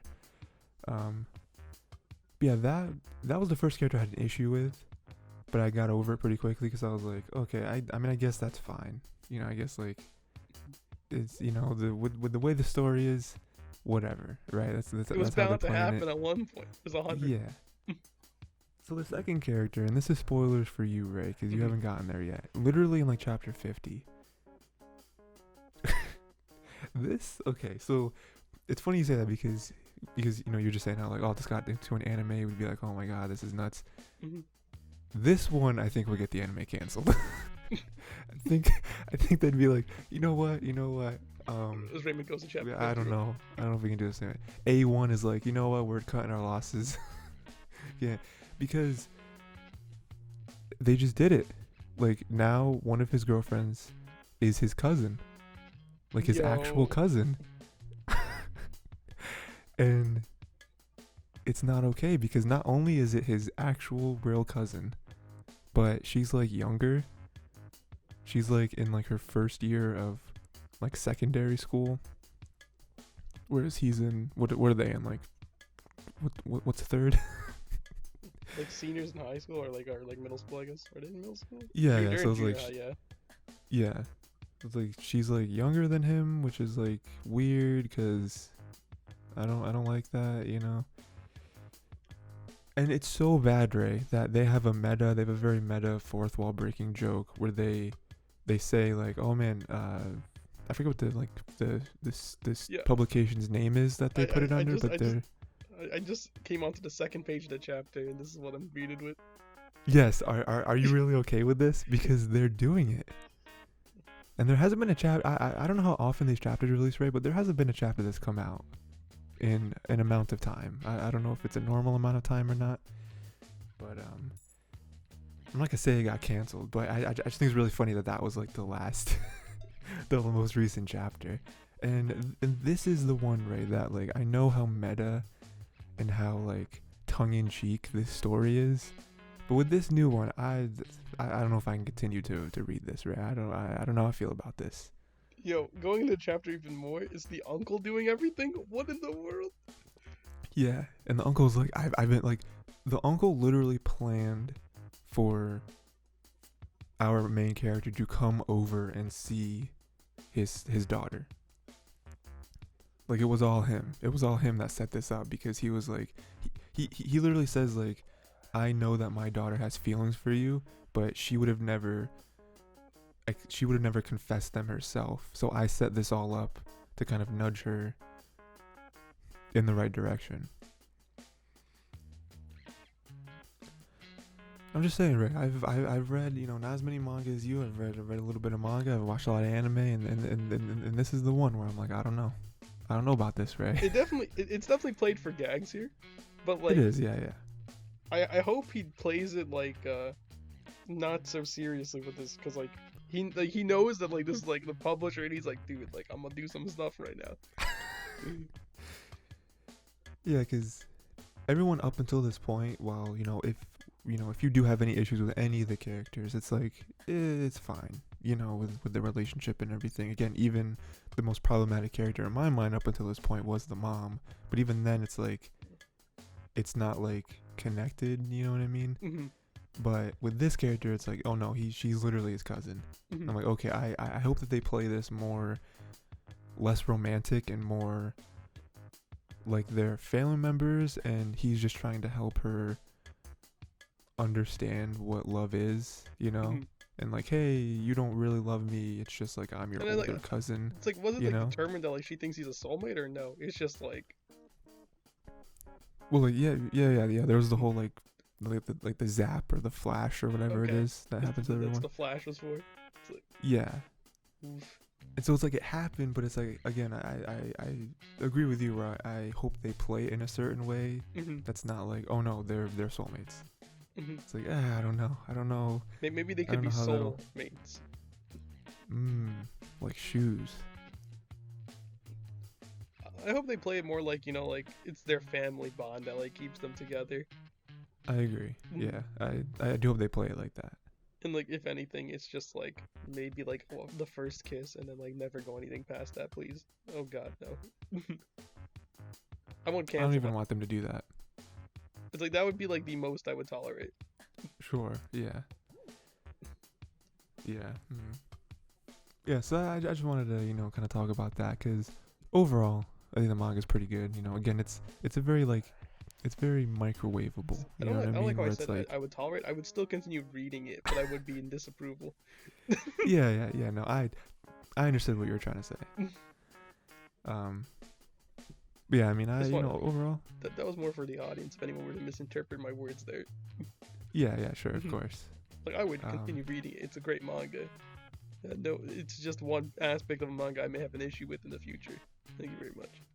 Can you just imagine, though? You know, let's say they just keep going with it, you know, like this manga doesn't get canceled, and the author's just like, I did the cousin, like what else can I do? do a dog. That okay. So do a cat, and then get a cat girl. Ooh, okay, bringing it back around. Okay. See. Now we play with the tropes now. You see, it's a cat, right? But only he sees the cat girl. Everyone else sees him talking with a cat. That's nuts. Do you think the author knows what all 100 are gonna be? No, no. I don't either. But I think that's part of the wild ride, though. I do too. Yeah. He's thinking of it as he goes. I mean, he might have like a few planned, like ahead of like, he, right now I think we're on like 11. So like in his mind he might know up to like 15, but like he does not know what all 100 are. No way. I'm definitely with him. Like 15, 20, he probably knows like off the top of his head, like what he wants. And it's like, yeah. No, I like the idea. I want a cat girl, except only he sees the cat girl. Like have like Persona 5. It's like, look at this guy talking to this cat. Everyone else is like, this is a talking cat. One thing I've been upset about with this manga is we haven't seen his parents, right? Didn't they have like who he lives with or something? Have we? Like, are they like always like overseas or like abroad? Oh sure, yeah, maybe that's how they explained it. I forget. It's been a while. Also, because I'm over. I don't have anything else to say about 100 Girlfriends. I just want to go back to SNAFU real quick, because there's a moment in there. Again, we're talking about like because both SNAFU and this, like, I'll say, are meta rom-coms. Yeah, where it's like SNAFU is a little meta. He has a younger sister, and I just love the line where he's like, this is what little sisters are or whatever. Yeah, he says something like, she's cute, but I feel nothing at all. Because like, there's the whole, because I live with this monster. Weird, yeah, the like weird trope with like, brothers and sisters and stuff. And he's just like, I don't feel anything. And I just love his delivery of that. It was just so deadpan. I like that. Then in the meantime, you got stuff like Monogatari, or even like going into like a Bunny Girl, where like, the sisters are kind of like a big deal. Like, yeah. I mean, yeah, especially Bunny Girl. Yeah, like the sister is like low key the most important character pivotal, in that whole show. Yeah, like Bunny Girl, in its entire, like, I guess, meta story. I guess without the movie, we don't know, but like the meta story revolves around the sister. Yes. Yeah. Yeah, which I definitely would like one of our movies before Loki starts to definitely be the Bunny Girl one, because I'm excited about that. I'm down to watch Redline. I've already seen it. I'll watch it again though. I've seen it like 3 times. Ooh, okay. Raymen's coming in like. Finally, some good food. Redline's so good. Redline, the only thing that attracted me to Redline, because I don't really know what the story is. I mean, I'm sure I could just look it up, but like the animation looked really cool. Like it looked really like stylistic, It's so good. You'd love it. So and then we can move on to Chainsaw Man, Ray. I have there's something we can really delve into. We can go deep into Chainsaw Man. So, Chainsaw Man, real quick, spoiler free. It's really good. The first few chapters, it's just a dude down on his luck. He inherited an insurmountable debt from his father. His father died, and he has to work for these like mob people. And there's demons in the world. There's like demon hunters. He dies, and then half demon, I guess. Yeah, because he has like a demon. Like a demon. Yeah. Yeah, because he has like a demon dog, which is like really cool, really nice. And then the dog like goes inside of him in his heart, and then he's Chainsaw Man, right? That's basically the setup. So read the whole thing. Well, apparently it's only like the first part, right? They're working on like another thing. Yeah, it's under 100 chapters, so really it's not that bad at all. So just jumping all the way to the end, Ray. I need you to explain the end to me, because they were Makima, right? Basically, like took him in, the panel I'm thinking of is the one no, I see what where. You're saying. So like you're thinking of everything like post like Aki's death. Is that what you're trying to like unravel right now? Who's Aki? Who's the guy who became the Gun Devil? Gun Devil. He became the Gun Devil. Yes. I think that is where my confusion starts, because I understood the whole like representation of like the snowball fight. Like I understood what they were doing there, and then he died, right? Yeah, the snowball fight kind of reminded me of that one old man android show we saw.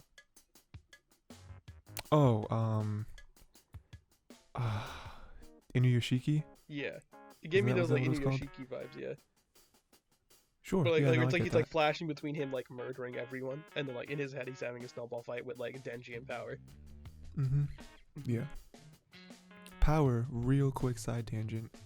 Reminded me a lot of 02 from She Dawn. does have those 02 vibes. And Makima at the end of it kind of solidifies herself as at least in my head, the vampire Monogatari. Sure. Yeah, no, I get that. If you watch the movies, you'll feel more of it too, because this felt to me like at least what we went through with Chainsaw Man.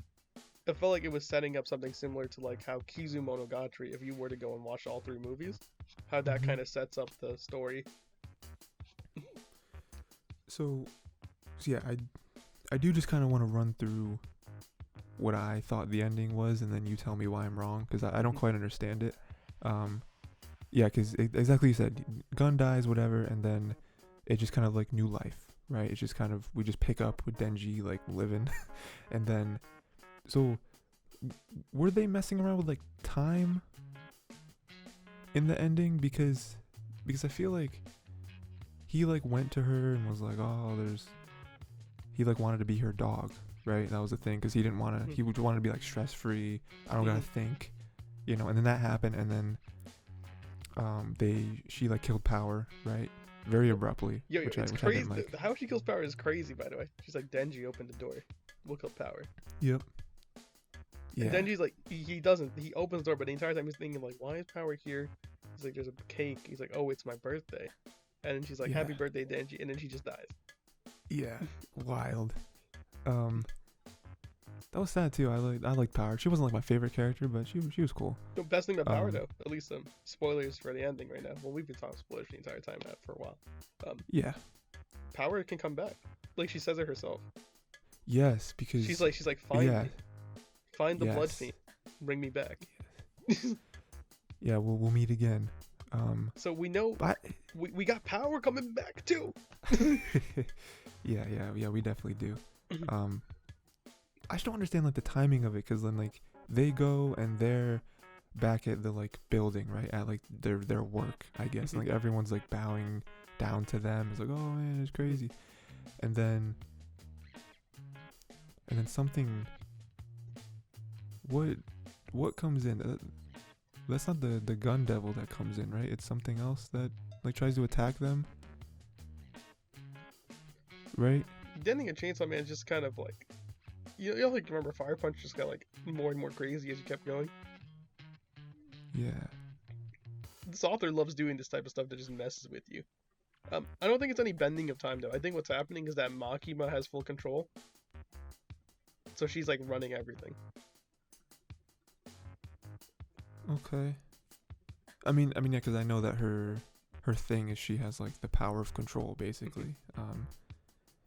But so was the author trying to set this up like from chapter 1, page 1, Makima was controlling everything? Is that what they're trying to do? Yeah, honestly, I wouldn't be surprised. The author's kind of big brain. Because like I feel like this author's the type that kind of writes with an idea in mind and continues to try to get that. Oh yeah, of course. I mean, yeah, even go back to Fire Punch, like yeah. Because I don't understand why it was like. I assume things are changed, but I mean, but like for the most part, like they have like one set goal and they may change how they get there, but they try to get there. Yeah. You know what I mean? Yeah. I don't understand, because it seemed like everything was fine. Like Makima. Oh yeah, it was the So like the catalyst for everything is when we find out that the Gun Devil's been dead for years. Yes. Okay, so like let me hit you with this. Like, Gun Devil's been dead for years, right? So then like once they find out, like they have to die. None of them are like living, quote unquote, except for Denji. Right, because she there wants was that Denji scene to be like the ultimate. There was that scene with the one devil when they actually like went to hell, I think, and he was just like icing everyone. I don't remember what devil that was. That wasn't the gun devil. Like there's so much like foreshadow in this, by the way. Like they kind of like build up the idea of Chainsaw Man through the entire thing. Where people like see him and they automatically like they don't fear him, right? Because they don't remember him. It's crazy. But then like all like the demons like were like no, they know of his power and they want to kill him, right? Okay, so that kind of makes sense because the whole manga there was like a weird infatuation with him, like everyone trying to get his heart. I didn't understand that, and then even Makima was like, "No, it's like a huge thing. Like, I want to either control Chainsaw Man or I want to die by him because it would be like a huge honor to be killed by Chainsaw Man." Like Makima's like kind of like a fanatic. I gotta go like into like different things with this stuff. Like earlier on in the manga, they kind of like tell you like how like. They tell you like, you know, how important a chainsaw is. We're like, it's like their story about demons and they're saying like all the ones like who they brought, like the new ones I'm saying, like the angel, the spider, the shark. You remember when they like introduced all of them at the same time? Yes. Yeah. We interviewed all of them. The last thing they all remembered before coming here was the sound of a chainsaw. Right. Right. I do remember them saying that. It's like, and then like Makima going into more detail saying how she's the only one who actually has memories of the world. Where like everyone else doesn't remember the terrifying things that she had to erase, or that the chainsaw erased. It's like people don't have a concept of Nazis. So because Chainsaw Man killed all of them in hell, so they don't exist. So when we were first introduced to all these characters, they were alive, and then they died. And then when we see them again, they're dead. Like, well, Makima has control of them by that point. I'm assuming what Makima does. Makima forcibly, before they die, makes them have a contract with her. Right, which is what she did with Aki with those two like with the two on the beach, and then made the one girl like have memories way back when she first met Makima. Okay, so that makes sense. She forces them to have contracts with her, and then like she brings them all back. She's like, because they're now under her control. She's like, this is what I do. As long as she remembers them, they exist. Okay, so that makes sense because I didn't understand that at first. And then like the whole ending, the last like however many chapters was like. The chainsaw devil, you know, there was parts where they were taking more control of the body, where it's like more Chainsaw Man in control and not so Denji. Much Denji. Yeah. Then like when Denji was in control, like he was having to date with Kobeni. Yeah. And then yeah, like he dies like a bunch, right? I think he was like. Because they're talking to Makima, and Makima was like, "I've killed you like 40 times already," you know. So this is the part that I just forget. I don't remember this. How does Makima die? Makima dies because she doesn't see Denji. She only sees the chainsaw. Right. So he splits himself off, and then he kills her himself. Yeah. The entire time Makima looks at him, she doesn't see Denji for himself. She only sees a way to use the chainsaw. Yes. Yeah, because I do remember that them going back to that fight. He got launched into space, and they ripped his heart out and threw the heart back in. But he was still there, so I do remember that. And like the crazy foreshadow of how come like Makima doesn't let anyone see her calling her devil is because she is the control devil. Right. That's why she blindfolds everyone when like she's around them, when she's using it, because she's the one doing everything. She doesn't need to call on anyone. It's like, just give me their name. I'll rip them apart myself.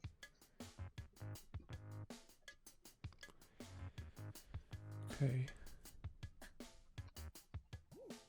So. Okay. So now he's like a superhero. Yeah, so like the definition of Chainsaw Man used to be something to be feared, where devils would fear him. He has transformed the idea of Chainsaw Man from something to be feared for something to be adored by the people. Right. So yeah, it Meaning is. down that like he is still vulnerable. He's now more vulnerable than ever, but that doesn't mean he's weaker. Right, yeah, Because like a hero can still fears. rise up. Yeah. I do really quickly want to go back to what you said. So yeah, so Makima's the only one who remembers a lot of stuff. Is she the one who makes people forget, or does Chainsaw Man just like kill everyone? When Chainsaw Man kills them, they're no longer remembered. Okay. That makes sense. Mm-hmm. So she wants you to chainsaw to reshape the world. Right, because yeah, if he has that power, then she would need him. Mm-hmm. I do like the possibility of, cause yeah, I didn't think about this until you said the whole thing with power. Cause yeah, I do remember that she was like, find the like blood demon or whatever in hell so that we can meet again. And then we just gotta kill each other, I guess, to like go back to Earth. I guess that's how that works. They can just flip flop once they die. I do like the possibility of part 2, a large part of it being in hell because everyone's dead. So now we go to like the other world. It's like there's so much this series can do. Like a part 2 can like, because we focus on Denji for part 1, and like we've set up like Denji being like a protagonist, Makima not really being like a villain, but being like the one who is like in control of everything, trying to create Denji. We're trying to create Chainsaw Man. Mm-hmm. Yeah, because now we have like the like rebirthed, reincarnated Makima, right? And like I mean that's probably going to be like a huge part of part 2, where now she's going to be raised by Denji or whoever. Does she even have like her own memories, or because when she was killed by Chainsaw, is that going to be, or like by Denji, is that going to be like any different? Exactly. So it's like, what is her character going to be now? Is she always destined to be the Makima that we know, or are we going to be able to like shape her to use her powers for something else? Yeah, and we know that the Chainsaw himself did say that the one thing she always wanted was a friend. He's like, so this time when she's being raised, we'll raise her as if she's a friend. Because she never had a friend before. She was always in control. She looked at like the reason why she has a bunch of dogs is because dogs are exactly what she wants. At least. Right. She saw everyone as beneath her, as the animal that she could control. Yeah, I mean, which isn't really her fault, I guess. I mean, if that's just the power that she has, she can't really. It's just like her natural thing, Of course, that was like happen. Yeah, I mean, Chainsaw Man's good, man. It's good. I'm excited for part 2. I'm excited to. I don't know if I'll watch it as it's releasing, but it's cool that they're coming out with an anime. Get people who don't read manga to experience the story. I'll watch it, dude. Mappa's on that, dude. I'll do it. Mappa is Mappa's killing it the past couple years. I'll watch, man. Mappa's doing it. I'll watch. I'm excited. I mean, for part 2 as well, because you can go in hell. Maybe we can see what Aki. Maybe Aki becomes the protagonist in hell. Aki's character is great because he's the most human out of the bunch. I guess out of the main trio, you know what I mean?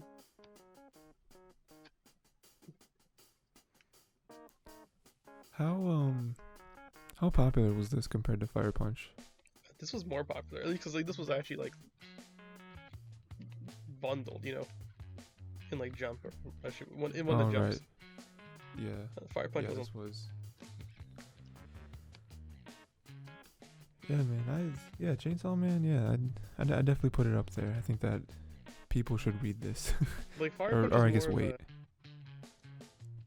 I guess Fire Punch, like I don't know if the authors like testing the waters with that, seeing like how people like that type of big story.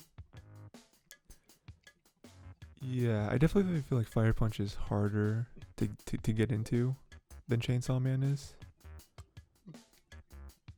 Fire Punch is just kind of like it's so open-ended because the entire idea of Fire Punch is like, this is a hero, and then you move from there. Where Chainsaw Man is like, you just gotta do what I gotta do. This is how it is to survive. Take a job, we do a job. I agree with you that I definitely think Fire Punch is more open-ended. It's definitely more, but like it's supposed to be like that because it plays around with ideas constantly and like so many different ones. Because to me, the actual setting of Fire Punch, it's not very interesting. The characters it's very like are desolate. Yeah. Yeah, the characters. It's a wasteland you're in. We're like. Yeah. It's like not a lot happens very often. It's post like visually. Yeah. Because everything's like inside of like what is Fire Punch and like what does, and then once we eventually get there, like what does Fire Punch mean to this world that is frozen, you know? And then we get other characters who remember the past time, or at least they think they do. And then people actually remember the past. Mm-hmm. I mean, it's almost like a zombie apocalypse show. It's like you just have like different groups of people that are doing their own thing their own way in a weird apocalyptic setting. And like how does that connect to the past? And then like again, Fire Punch being a thing, you know, and like it's so much more than just a dude who can control fire, you know. It's like a symbol, you know, at some point he literally becomes God. Yeah. You know, he didn't want to become God. He doesn't really want to do anything. I'm sure he just wants to die at this point, right? Or I guess he was still searching for his sister, right? He wasn't sure if she was alive. Yeah, I mean, because then again with Chainsaw Man, it's more. I feel like it's easier to get into. It's like there's demons. There's no big ideas about Chainsaw Man, you know. It's just wild. Like the story's like crazy. It's not a large scope. The scope is much smaller and easier to digest. Even though like Fire Punch may be like non-continuous and it's just closed, where like Chainsaw Man's open to like different things happening in the future. Yeah, I mean, I feel like Chainsaw Man doesn't get big until the end, where it's like, oh, okay, this, you know, we're playing with the whole world and like how perception is, and then by the end of it, it's like, oh, where are we gonna go from here? You know, because they have kind of introduced at the very end, they introduced a few different, very interesting things to the world and like how they can mess with it, and you know, with like what does it mean to die, especially by Chainsaw Man. You know, are they gone forever, or is there like another space that they can come back from? You know. Yo, the door was crazy when they opened the door. Yeah. Because they kept hinting at it. I was like, what's this? What's behind the door? It's like he killed his dad. Yeah. Yeah, he was. Yeah, that was nuts. So you're the one. No. It's like you caused this on yourself.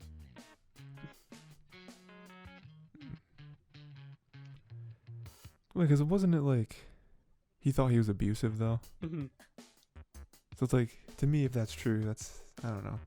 Death is kind of steep, but you know, I mean, he did not deserve it. It's more like it's like you're the reason why you're the way you are right now, though. It's like yeah. It's like you're running away, you know, trying to fix everything, but this is all your fault. You wouldn't even have to run if you didn't do that. Yeah. I mean, just the quickest, the quickest result was that would be, oh well, you inherited the debt, which then made the people come after you, and you had to put your life on the line like every day.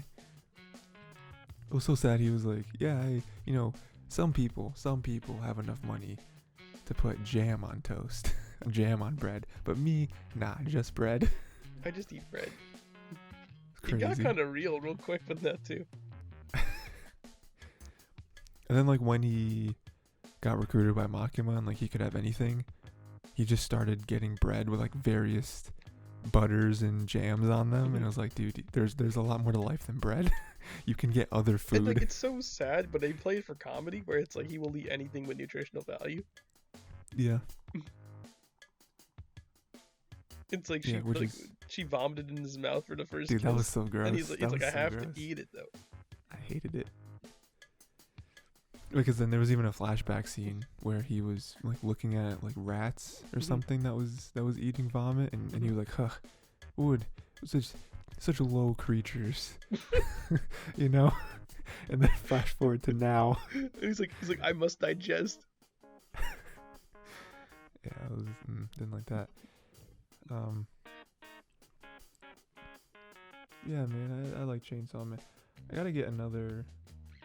I don't think I have any right now that I'm reading. Any manga.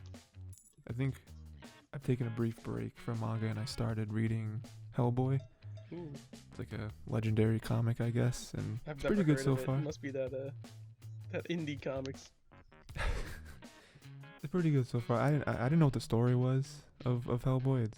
It's a lot of like Nazi stuff, which is pretty cool that they're messing with history, and some of it is accurate, but some of it I think they're doing, they're taking creative liberties with like specifics, and it's cool. It's a cool little story. Yeah, let's see what else. So you actually read or watched something, right, that I didn't know you were gonna watch. I'm very excited for it though. Oh yeah. You said you watched all of Invincible.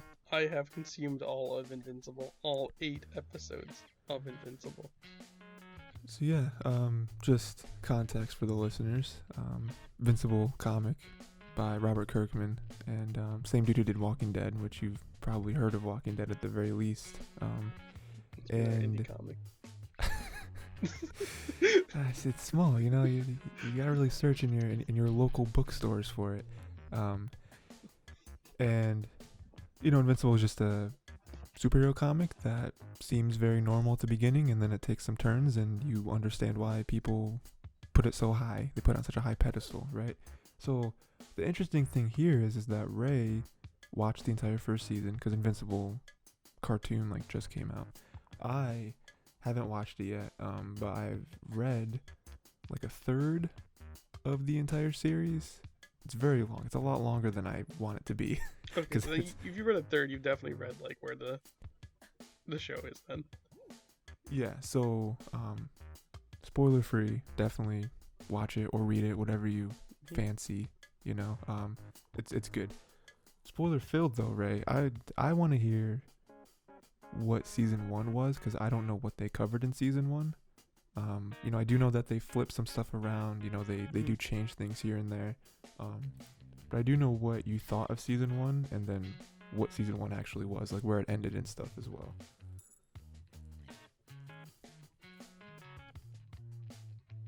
Because from what I saw online, they ended it at a big scene with the father.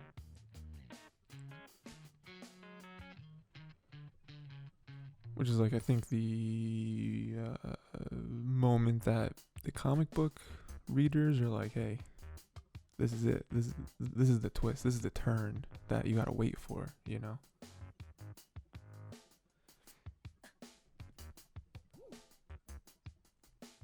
So, Invincible, let me hear this.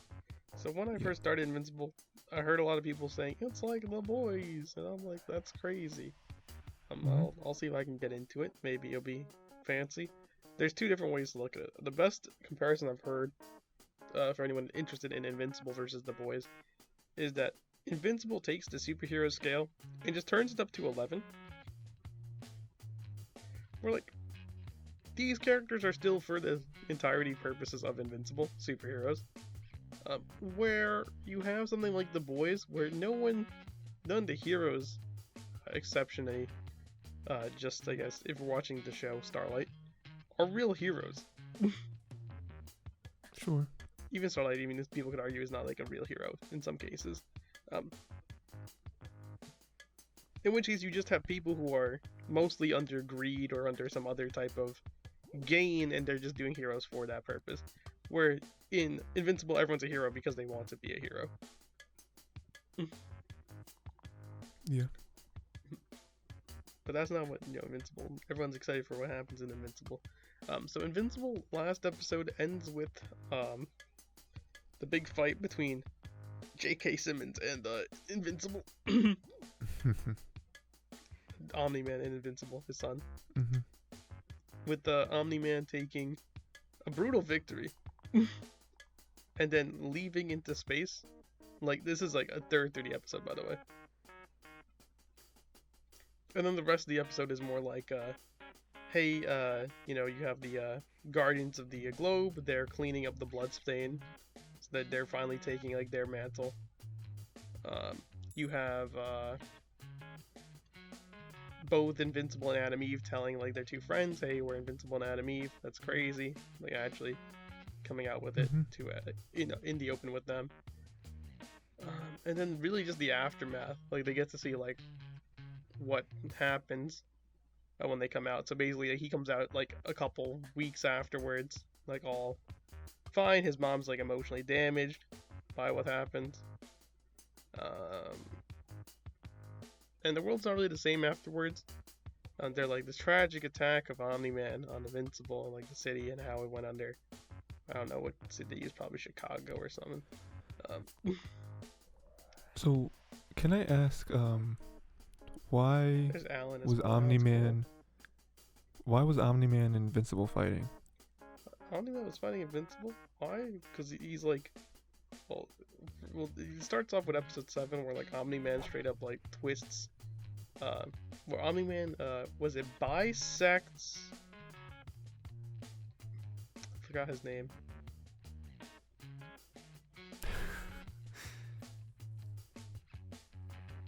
He was one of the original Guardians of the Globe. It was like the Immortal. Immortal is a character, yes. Yeah, he bisects Immortal.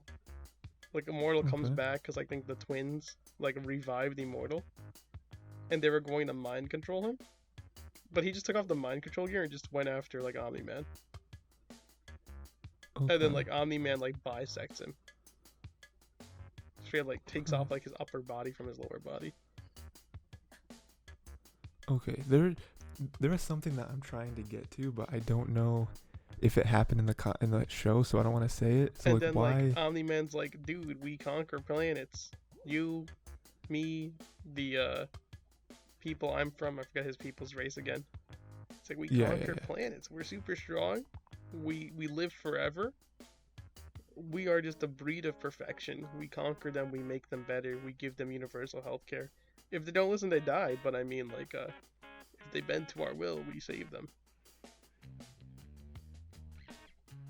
So now I want to ask, just because you haven't, you haven't explicitly said it, so I don't. Again, I don't want to say it if they're mixing it up in the show. But like, why was Immortal going after Omni-Man? Because Omni-Man just straight up slayed him. Just him? Well, they did in the first episode. He killed all the Guardians of the Globe. Okay. Okay, that's what I was trying to get at. Was that he killed? Okay, so they did still do that. No, I think the only things they swapped around were some other minor things that I'll talk about. I think they swapped up Amber. They swapped up when we get Robot becoming a person. Sure. I think they did that already happen in the Robot's show? already a person right now. Oh wow, yeah, that's quick. Yeah. And I think they swapped around something with creating like the mind controlled people with the one guy from the college. They swapped that in. Okay. So something there was swapped, I believe, when I was looking up stuff to see what they did different from the comics. Have you seen a? We got Alan. Who's that? He's the guy from the Universe Federation. Oh, okay. Yeah. Did you see this guy? I don't know his name. Don't remember his name.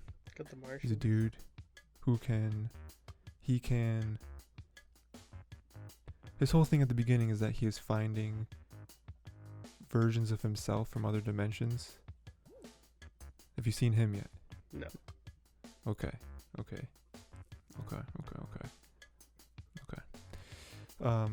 Yeah, so that's kind of what happened in the show, Ray, but how'd you like it? How was it? It turns out to, like, from what I'm understanding, at least based on everything that's happening right here, Invincible really is invincible. Sure. He may not look it right now. My man, like, Omni-Man, like, in all honesty, he took, I'm not sure they did this in the comics, but he took Invincible, held him on, like, a subway, and just had the entire subway just crash into him. Yeah, I mean that fight got brutal. Yeah, it was bad. Yeah. it's like he took the entire force of a subway train and then all the people on the train as well. And then he took being smashed like the Himalayas like a bunch of times and like being turned to the ground. You see, like it's like okay, yeah, you know, it's like yeah, he didn't straight up like rip you in half like immortal. Probably because you're his son, and he has feelings for you, and he's like, I don't want to actually end this man's life. But like, if you can take that much damage and then like 2 weeks or 3 weeks later you're like back to normal, dude, I don't know what to say. It's like, it has something to do with like a healing factor or something. Like he just gets healthier. Like that's like a lot too. Like yeah. You've seen the meme. What meme? Dink, yeah. dink. Such a good meme. It's like he's all pummeled and like broken. Like he's like missing like most of his teeth or whatnot. It's like all internal bleeding, you know. It's like what will you have when everything on this planet dies? And like J.K. Simmons voices Omni-Man, so it's like way better than it has to be. Oh yeah.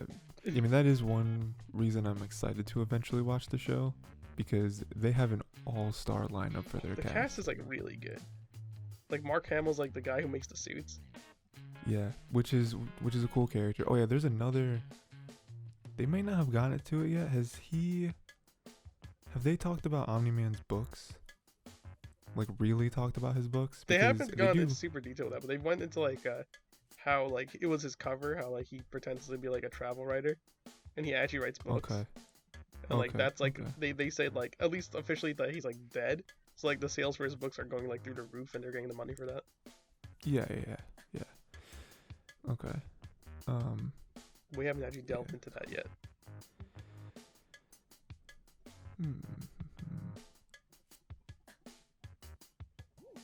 Also, like, one thing I do know that's great about the show is that every time that they have the title card switch to Invincible, like at least in the first episode, it looks all nice, right? When it has like, it's like, man, I'm gonna be, and it has like Invincible. It's like that's nice. But then they have like at the end of the first episode, after the title card, it continues because it's like towards the end they have the title card, and it continues, and then the end of the episode, it's Omni-Man killing the Guardians of the Globe. And then after that, the title card appears again, and then a splash of blood covers a little bit of the eye. And then every episode, when it has the title card, and the title card only happens when someone says Invincible. Or when they're about to say Invincible, it has the title card come up instead. So it'll be like, man, like, you know, like we really need really need someone like, and then like, you're gonna say Invincible, the title card comes up. Yeah. And every time it comes up, another splash of blood comes up on the title card. So like at the end of like episode 8, when like they say Invincible, like most of it's just covered in blood. It's just engorged in it. That's cool. It's like, oh yeah, cool. You know, it's like a little blood here. But then every episode there's more blood, and I'm like, damn. I'm like, I wonder how much like in episode 7 happened. And I'm like, well, there's still like a good amount of here, you know, not like half of it's not covered in blood. Episode 8, like, like, oh no. I'm like, is it really the bloodiest episode? Episode 8 was the bloodiest one yet. It's like, ugh. Yeah, it was rough. But yeah, no, let me see if I can find them so I can just show you. Yeah, I mean, seasons 2 and 3 got announced that they were greenlit. So that's cool. I'm excited to see where it goes and like people be able, because like I'm still reading it, so like I'm experiencing the story as well, but I'm excited to see, you know, everyone including you kind of get farther in it, because that is like the big turn, you know, is that fight with Omni-Man. You know, because we already see a bunch of crazy stuff before that, but that is the moment where it's like, oh, this is what kind of comic this is, this kind of story this is. And let me see if I can share my screen and see if it comes up. I wonder if we can have that in video. Oh, we can. Let's go. Oh my God, Ray. We're gonna have this happen. This is gonna look crazy. I just want you to know, Ray. I don't have the technology for this. It's fine. We got. So in the episode, it's gonna look nuts. Oh wait, I have to watch it. Hold on. I have to click watch. Okay, tune in. Yeah. This is gonna look crazy. I just want. We're really upping the value of the episode here. I apologize for the video watchers, because this is gonna look crazy. It's gonna look so good. They're gonna love it. I mean, Yeah, I don't think you quite understand, right? And now we're gonna get copyright strike. Crazy. I don't know.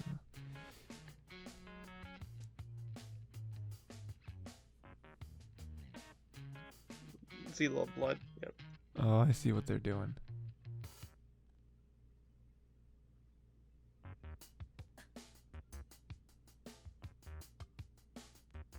Just get some more. Who voices Invincible? Do you know? I'll look up the name again. Is it Steven Yeun? Because I think Steven Yeun is in this show, but I didn't see what. I think it is Steven Yeun. Yeah. Steven Yeun has been on like a crazy tear the past few years. I think it is him, honestly.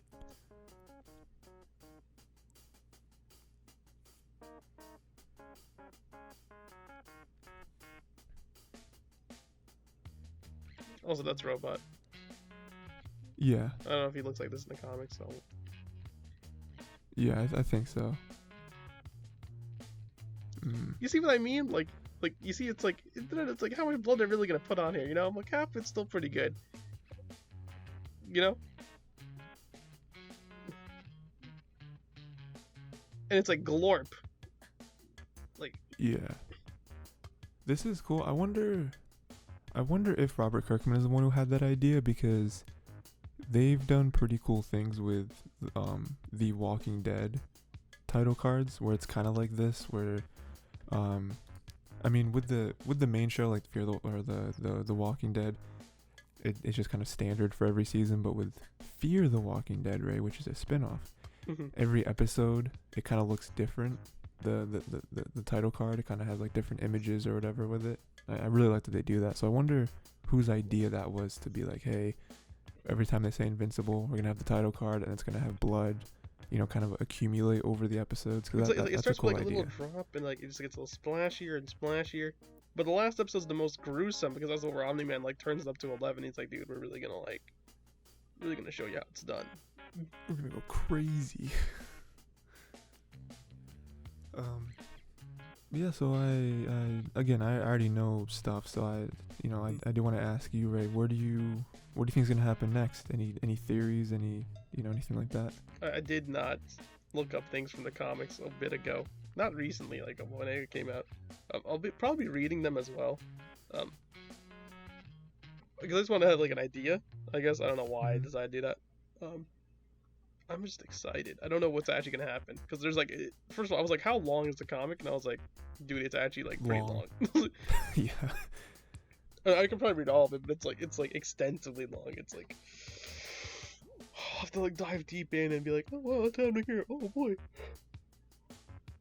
Yeah, it's long. I got a third of the way through it, and then I was like, all right, break time. Gotta read some manga, and some other comics, and then I'll get back to Invincible. Yeah, I'm excited to read more of it too. It's a good series. I like it. Yeah. So let's see if we have. There was some other stuff, Ray. Little quicker. I do want to mention to you. There was Did you see? There was people all up in arms about the Nagatoro show. Good story. Or the manga's good. And there was some translation stuff that people were upset about Nagatoro using certain words, like sus. Did you see this? I did see them use sus. I did see sus was used. I have no complaints with sus being used. Sus has been used before. So them pointing out that like being upset with Nagatoro using sus is kind of sus. I think that people were mad because it's like, oh, they're just pandering to like gamer culture, because people associate sus with Among Us. Among Us? Yeah. Among Us. Yeah, Among Us, yeah. Among Us. Yeah. We don't use the N. We were pure Among Us memes. You are a freak. I thought it was. Yeah, I mean, No, but yeah, no, I mean, it's just like people were mad because it's like all the people at Crunchyroll were, they're translating it and they're taking too much freedom Like, with shut what up. Like, words you know how they much manga use. I've read that take liberties and I, like, still don't care? Like, I can guarantee, like, most of, like, the Kaguya chapters, if I went back and reread them, have so many liberties taken that, like, I don't even care. Because it's still funny. But the difference there is that they're not mad. I don't think people are mad that the words are being used. I think they're mad because those weren't the, like, in the manga, she says suspicious, but in the anime she says sus. And it's like, why did we change that? Same meaning. Yeah, but like, why did we change it? And so It's people are like, you're oh, supposed to be like young and hip anyway. Like, stop. If anyone's complaining about that, it's like, yeah, stop. yeah. It's gonna be a product of the time now, where it's like, yeah, sus was what people said when people are suspicious. Yeah. I mean, that is pretty much why I'm with it too. Where it's like, I mean, it'd be different if she was using language that the character inherently wouldn't use, but like sus, I think, is something that Nagatoro Like, would she's say. supposed to be like a hella cultured like person, you know. That's the type of it's like who's up with like the memes and like knows things, you know. Yeah, MC's I mean, that's not kind of her supposed to be like character. that. It's kind of her character. Like she is a very like cheeky, you know. I don't know. I don't have a problem with it. I just thought it was interesting that people were like, ban Crunchyroll. Don't let them. You know, you should go watch the fan translations instead. It's like I mean, I guess. I guarantee there's fan translations that still use sus. So.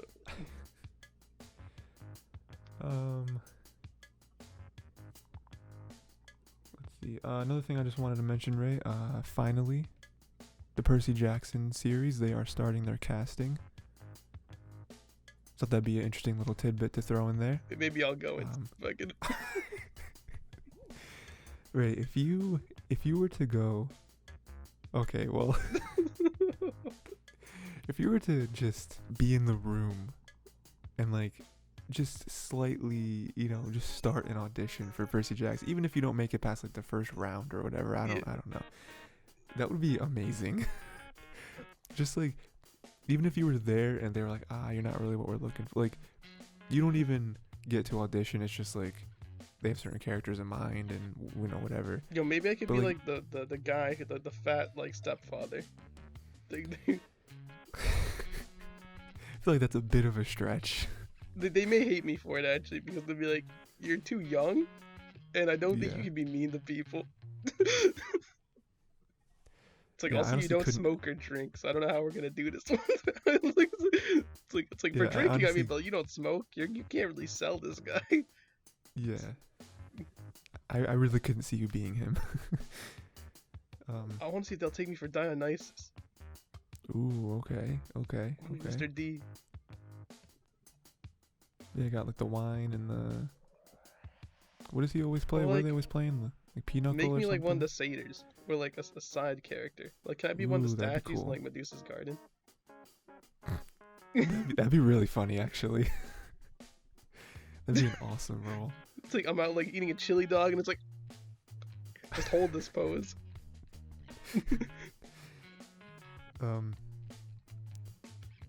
There was one thing I want to bring up though, which there was a lot of confusion over this, and like I didn't understand why people were so confused, because one of the like quotes from the casting is that we're looking for people that can play 12, and people were like, what does that even mean? Like, what that means is that like if you're older than 12 years old, can you look like a 12-year-old? Yeah, I mean, exactly, because like even deeper than that, it was like there was some qualifications or whatever, and it was like we're looking for people between the ages of like 11 and 16 or something that can play 12. You know, it's like it's not really that hard of a concept. You know, I understand what they're saying with that. It makes sense. You know, people are just yeah. Like, all that means is that you can look and act like a 12-year-old. Yeah, because like the problem was that they got like Alexandra Daddario, right? And it's like she's like into like her 30s or something, right? Yeah, something like that. I mean, the person who played Percy was pretty good casting. I thought the Percy dude was good casting. But yeah, I mean, I just want to throw that out there just because I'm excited. I'm really excited for the Percy Jackson series. You know, I think they're doing it right, and it's gonna be really good. Oh, so right now it's just casting for Percy. Yeah, I think so. I think it's just the main character. And then depending on how Percy looks, they can determine on who they want to like associate with Percy. That makes sense. So they're going to be looking for Percy, Annabeth, and Grover, and then after they'll build everyone else around them. Because if they can get their 3 people looking good and nice, they can work everything else from there. Which makes sense, honestly. They're the people who usually most of the time going through the movie. Yeah, I mean, they're the 3 most important characters. Obviously, there's other important characters, you know, like Chiron. You know, you want him to be good. You want to get the like Mr. D. It's always... Yes, you got to get him. You know who could be a good Mr. D? I forgot his name, dude. Who? I forgot the guy who could be a good Mr. D. I don't know. Seth Rogen. I don't know what else I was gonna say. Something. Oh, did you see that new like Marvel trailer that came out? Yes, I did see it. Yeah. So basically, Disney Marvel, they dropped a trailer that was like, hey, it was pretty much celebrating the movies, right? Because we're getting towards that time, you know, more people are getting vaccinated, you know, so stuff is opening up, and you know, we're gonna be getting back to the movie theater experience, you know, as a country at the very least.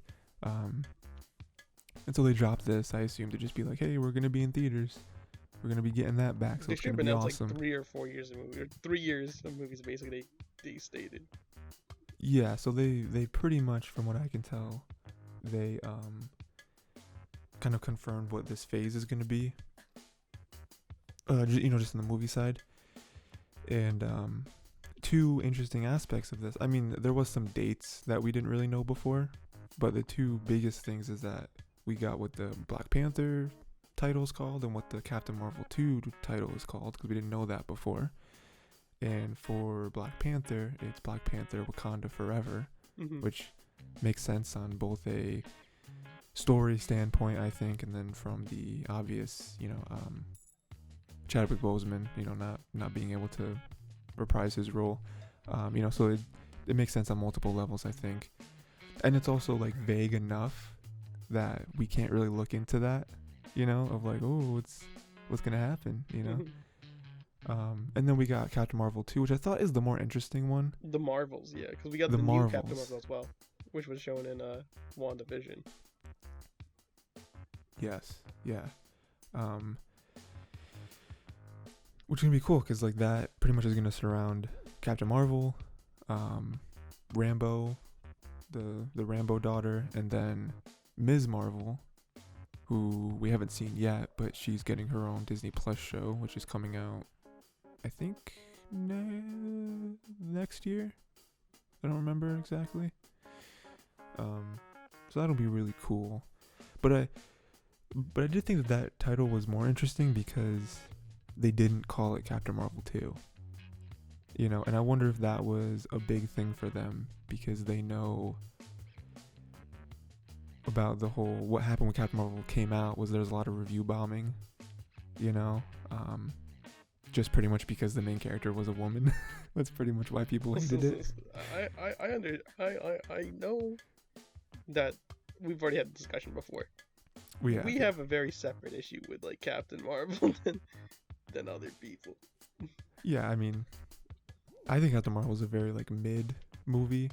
You know, I mean, it's no like Thor 2 or anything like that, but you know, it's just like stuff happens. You know, to me, I can watch Thor 2 and be like, they're having fun in Thor 2. Like, you can't you see how much fun they're having in Thor 2? I mean, I do appreciate the Samuel Jackson role in Captain Marvel 2. I think it brings it up. And Agent Coulson. Coulson and Samuel Jackson really carry Captain Marvel a little more than what it should have been. But I think an issue with Captain Marvel 2 is that it didn't... I mean, it had so many good elements because it introduced Skrulls, right? There was a lot there. It just didn't come together the way other character introduction movies. I'm telling you, it's because they had the sponsorship to the Air Force. It's legit. It's the Air Force possible that ruins the entire movie. Because every time like she looks at the camera and she smiles and like she's in the airplane, and I'm like, dude, no, we can't do this. This is too much. It's like listen, I have no faults with women in the military. I have a fault when it's sponsored by the military. They literally had military ads. This movie was a byproduct of the Air Force. If I remember correctly, I could be.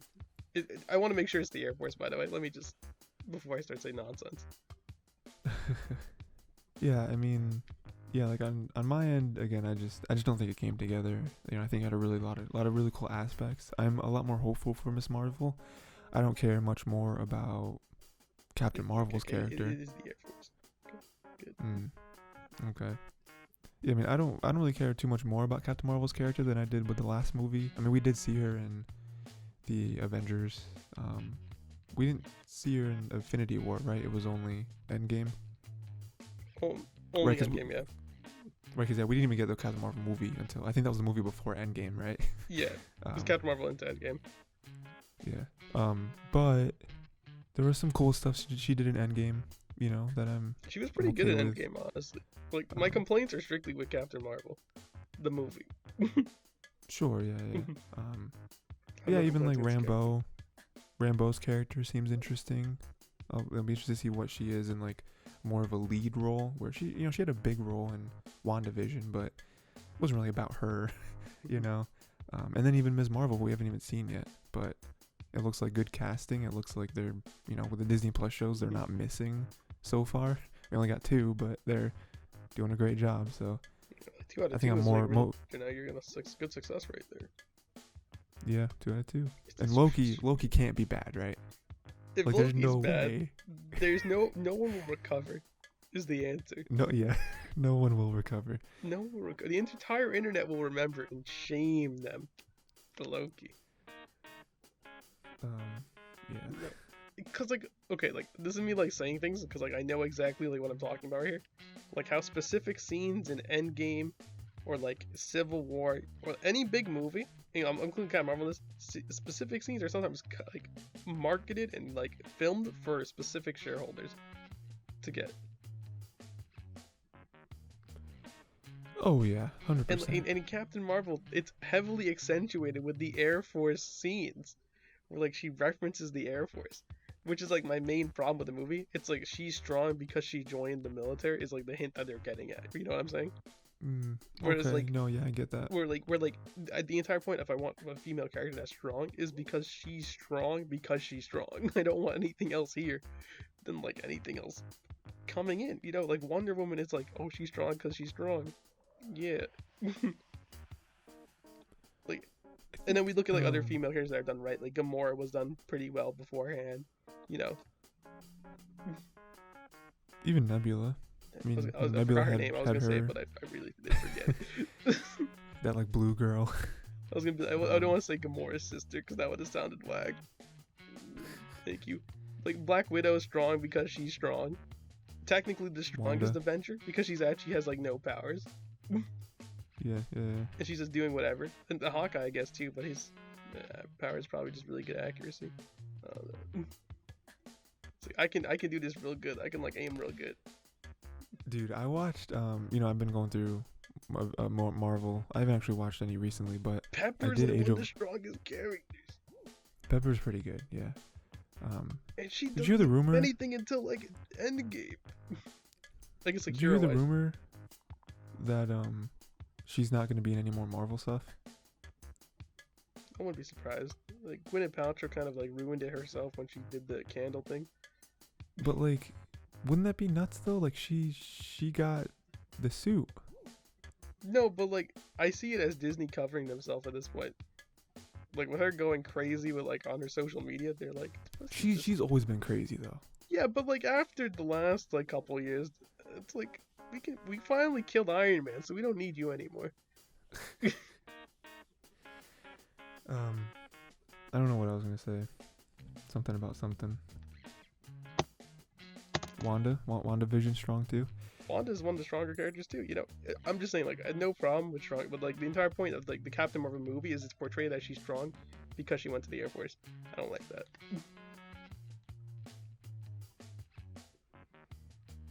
it portrays it in that sort of manner.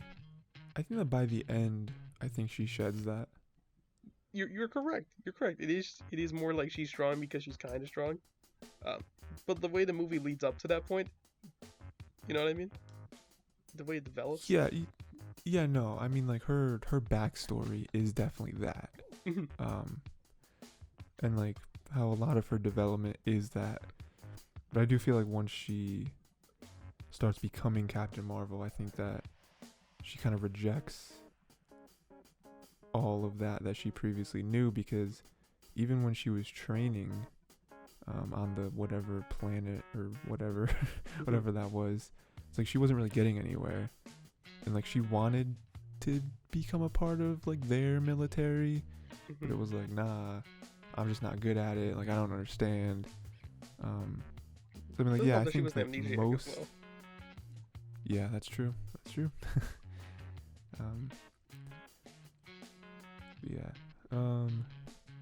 I do have a question. I feel like for the past like 3 or 4 episodes I've ranted about Captain Marvel.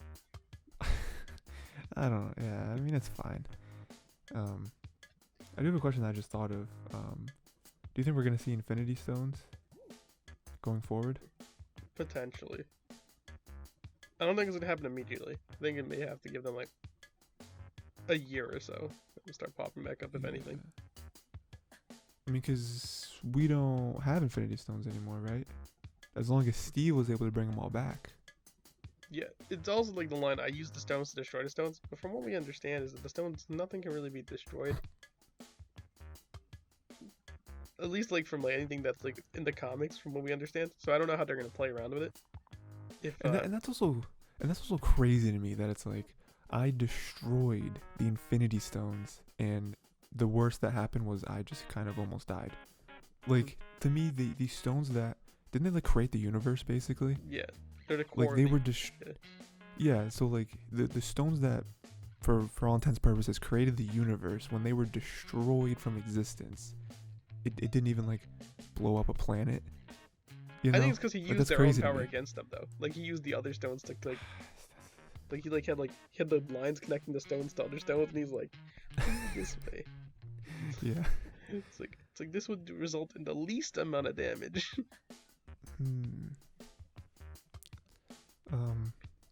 Yeah. Did you see? Because you didn't watch Game of Thrones, right? You just read the books. Mm-hmm. Did you see that they started production on the prequel, whatever they did? Yeah, House of Dragons. There's gonna be a lot of upset people watching that. Yeah, so I'm interested by it, because I think you go into this with two minds, right? Where it's like, one, these aren't being adapted from books, right? This is just like new. I think it's new stuff. I think it's all original.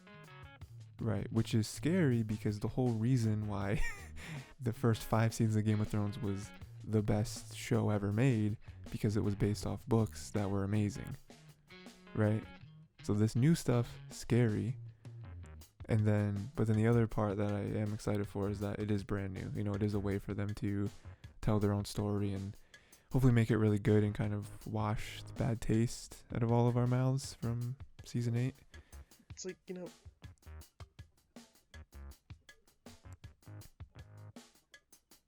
I don't have as much of a problem with Game of Thrones as everyone else does. I think season 8 was fine. I think it was definitely really bad compared to the first however many seasons. But it's like, it's a show. Like, it's fine, you know? There's so much stuff that doesn't make sense in season 8, but who cares? You know? I think that with this House of Dragons show, I think it'd be really cool if people just give it a chance. You know, I hope that people, like, the first episode can't come out and everyone just trashes it just because. It's like, no, that's not how this works. Give it a couple weeks. You'll see how it works out. Maybe you'll like it, maybe you don't. It really isn't a matter of course. Yeah, I mean, I don't know, you just gotta give it a chance. You know, I feel like social media is going to try and destroy it. I mean, just however many weeks ago, people were back on the bandwagon of trying to petition for them to reshoot season 8. like remake it. And it's like, dog, it's over. Like, you didn't like it, just move on to the next thing. There's amazing shows that are airing right now that you can watch. Let's see. Did you see that that Nintendo came out? It was coming out with a new game. Which and it's a one? game where you can make games. Oh yes, I did see that. What was it called? I don't know. It's like Game Builder or something. I don't know. Fun times. I just wanted to ask what you thought of it, right? Because there's a lot of memes coming out about it, right? We're saying like I can't have Metroid or Star Fox or like F-Zero. I'll make my own. Yeah, I'll make it myself. But that was cool. Yeah, I mean, it is somewhat ironic that people have been making fan-made Nintendo games for years, and they always get like taken down. And now Nintendo's like, all right, cool, here, we're gonna give you a game where you can make your own game. And it's like, no, you can't. I'm not gonna pay to make games. It's crazy.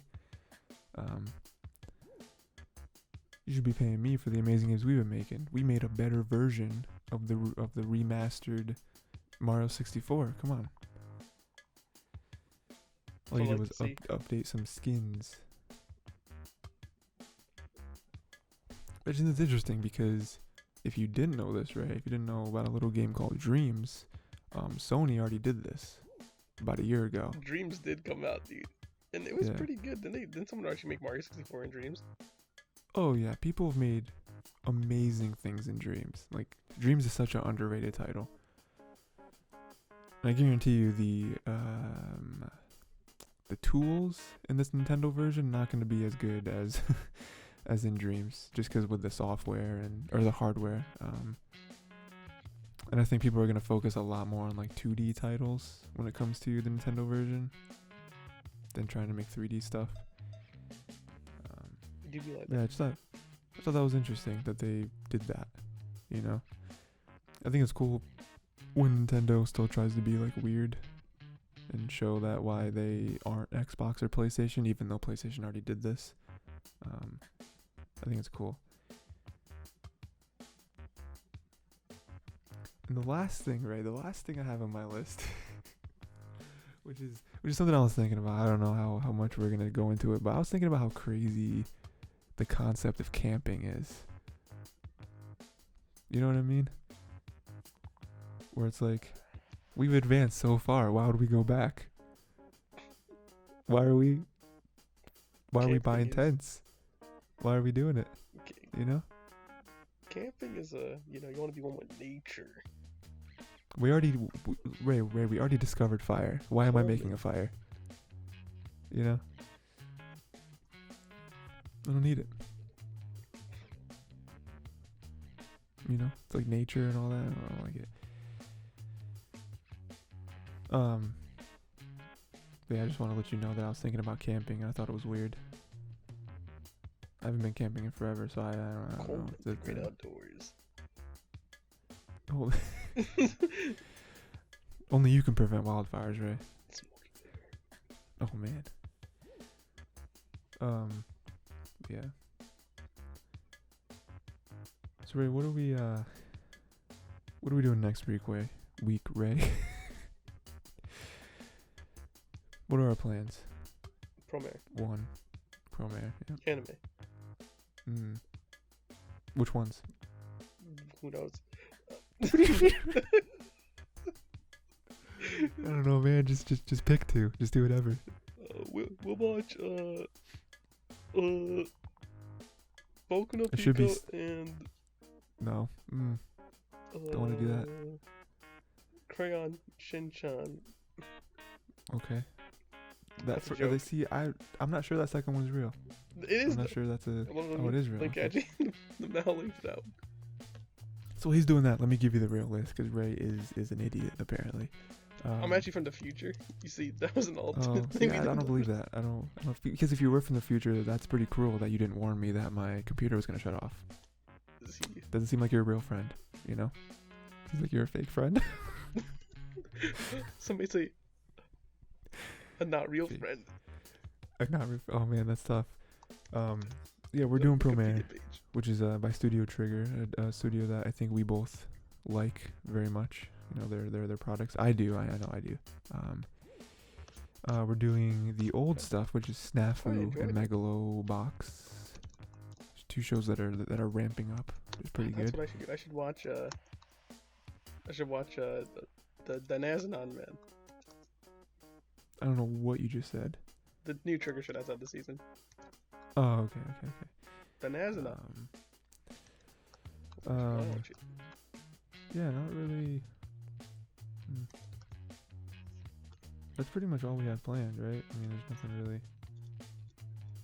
I'm sure we'll watch other stuff. We'll probably read other stuff, but that's pretty much it. Ray's looking up what crazy show that is. A show that he made up. He made it up, and he's trying to prove to me that's real. He's trying to sell me a show that he made. It's crazy. See, because I actually time traveled from the past, right, to make the show, and then I published it. That's nuts. It'd be really cool is if you had time travel powers and you like made classic movies before they were made, you know? So like you made Back to the Future 5 years before Back to the Future was supposed to come out. So like, but like your version is really bad because like you don't know how to make movies. Like you didn't go to school to make movies, you know? So like now, I don't know who made Back to the Future. So like Steven Spielberg or one of them dudes probably did it. I don't know. Not like they can't make it because they had the idea, but you already did it. You know, people are like, it's just this. You know, crazy.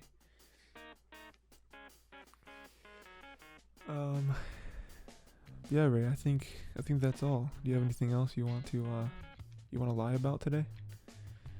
Let me lie about something real quick. Nano machines. No, I don't know what I was like.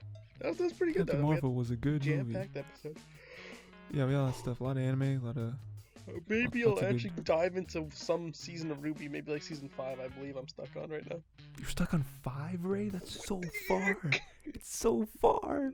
Maybe there's 8 seasons. Season 6. There's maybe? 8 seasons. Season 6. Season 6. Season 6. I think it's season 6. Could be season 5 though. Whichever season it is. We'll just have to go from there. Okay. I mean, I hope you do that because there's a lot of good stuff. Season 8, crazy.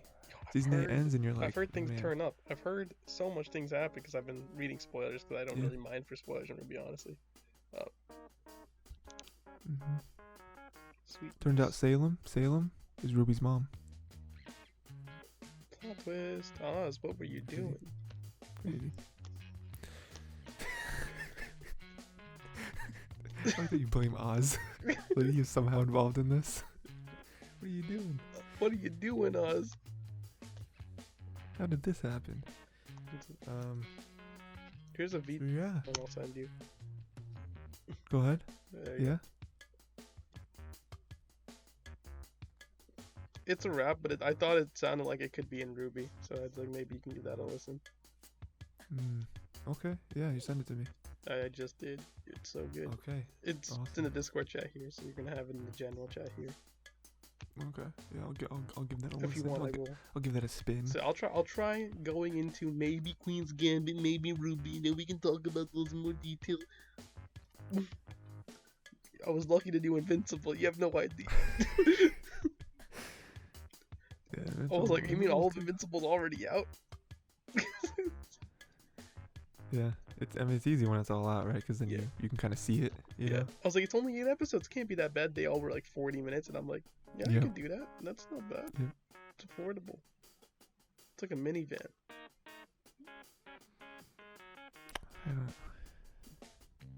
I mean, I understand that like minivans can move, but like other vehicles exist, right?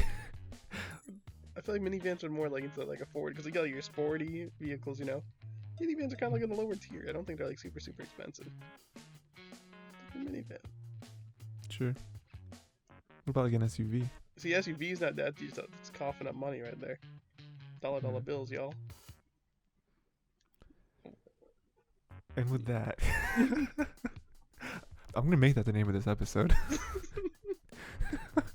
it'll have no one. Listen, they'll watch the next however long this episode was, and they'll be like, "Why is it called? I don't understand." They're like 2 hours in, and there's like still no reference. It was like I was watching, like, it was a while ago, where like Northern Lion had an episode, okay, for like one of his Isaacs, and like the episode name was something completely random.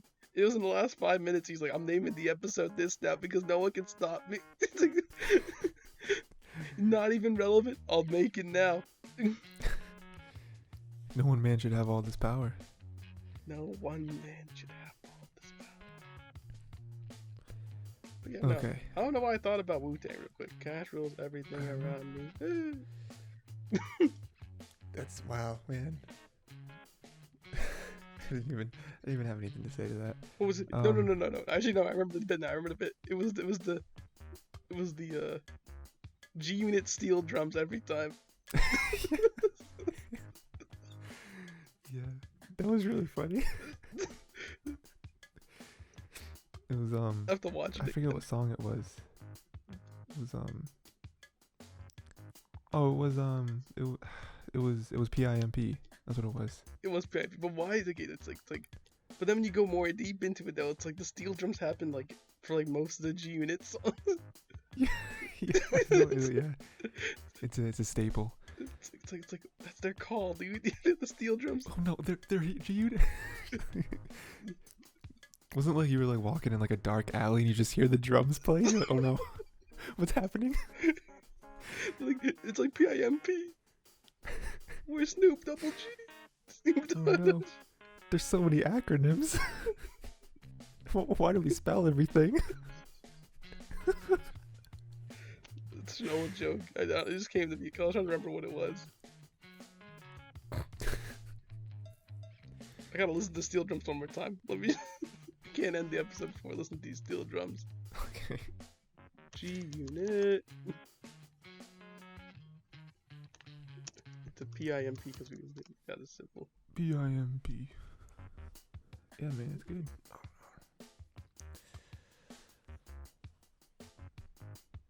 That's pretty much my life. That's pretty much just going back, doing old jokes.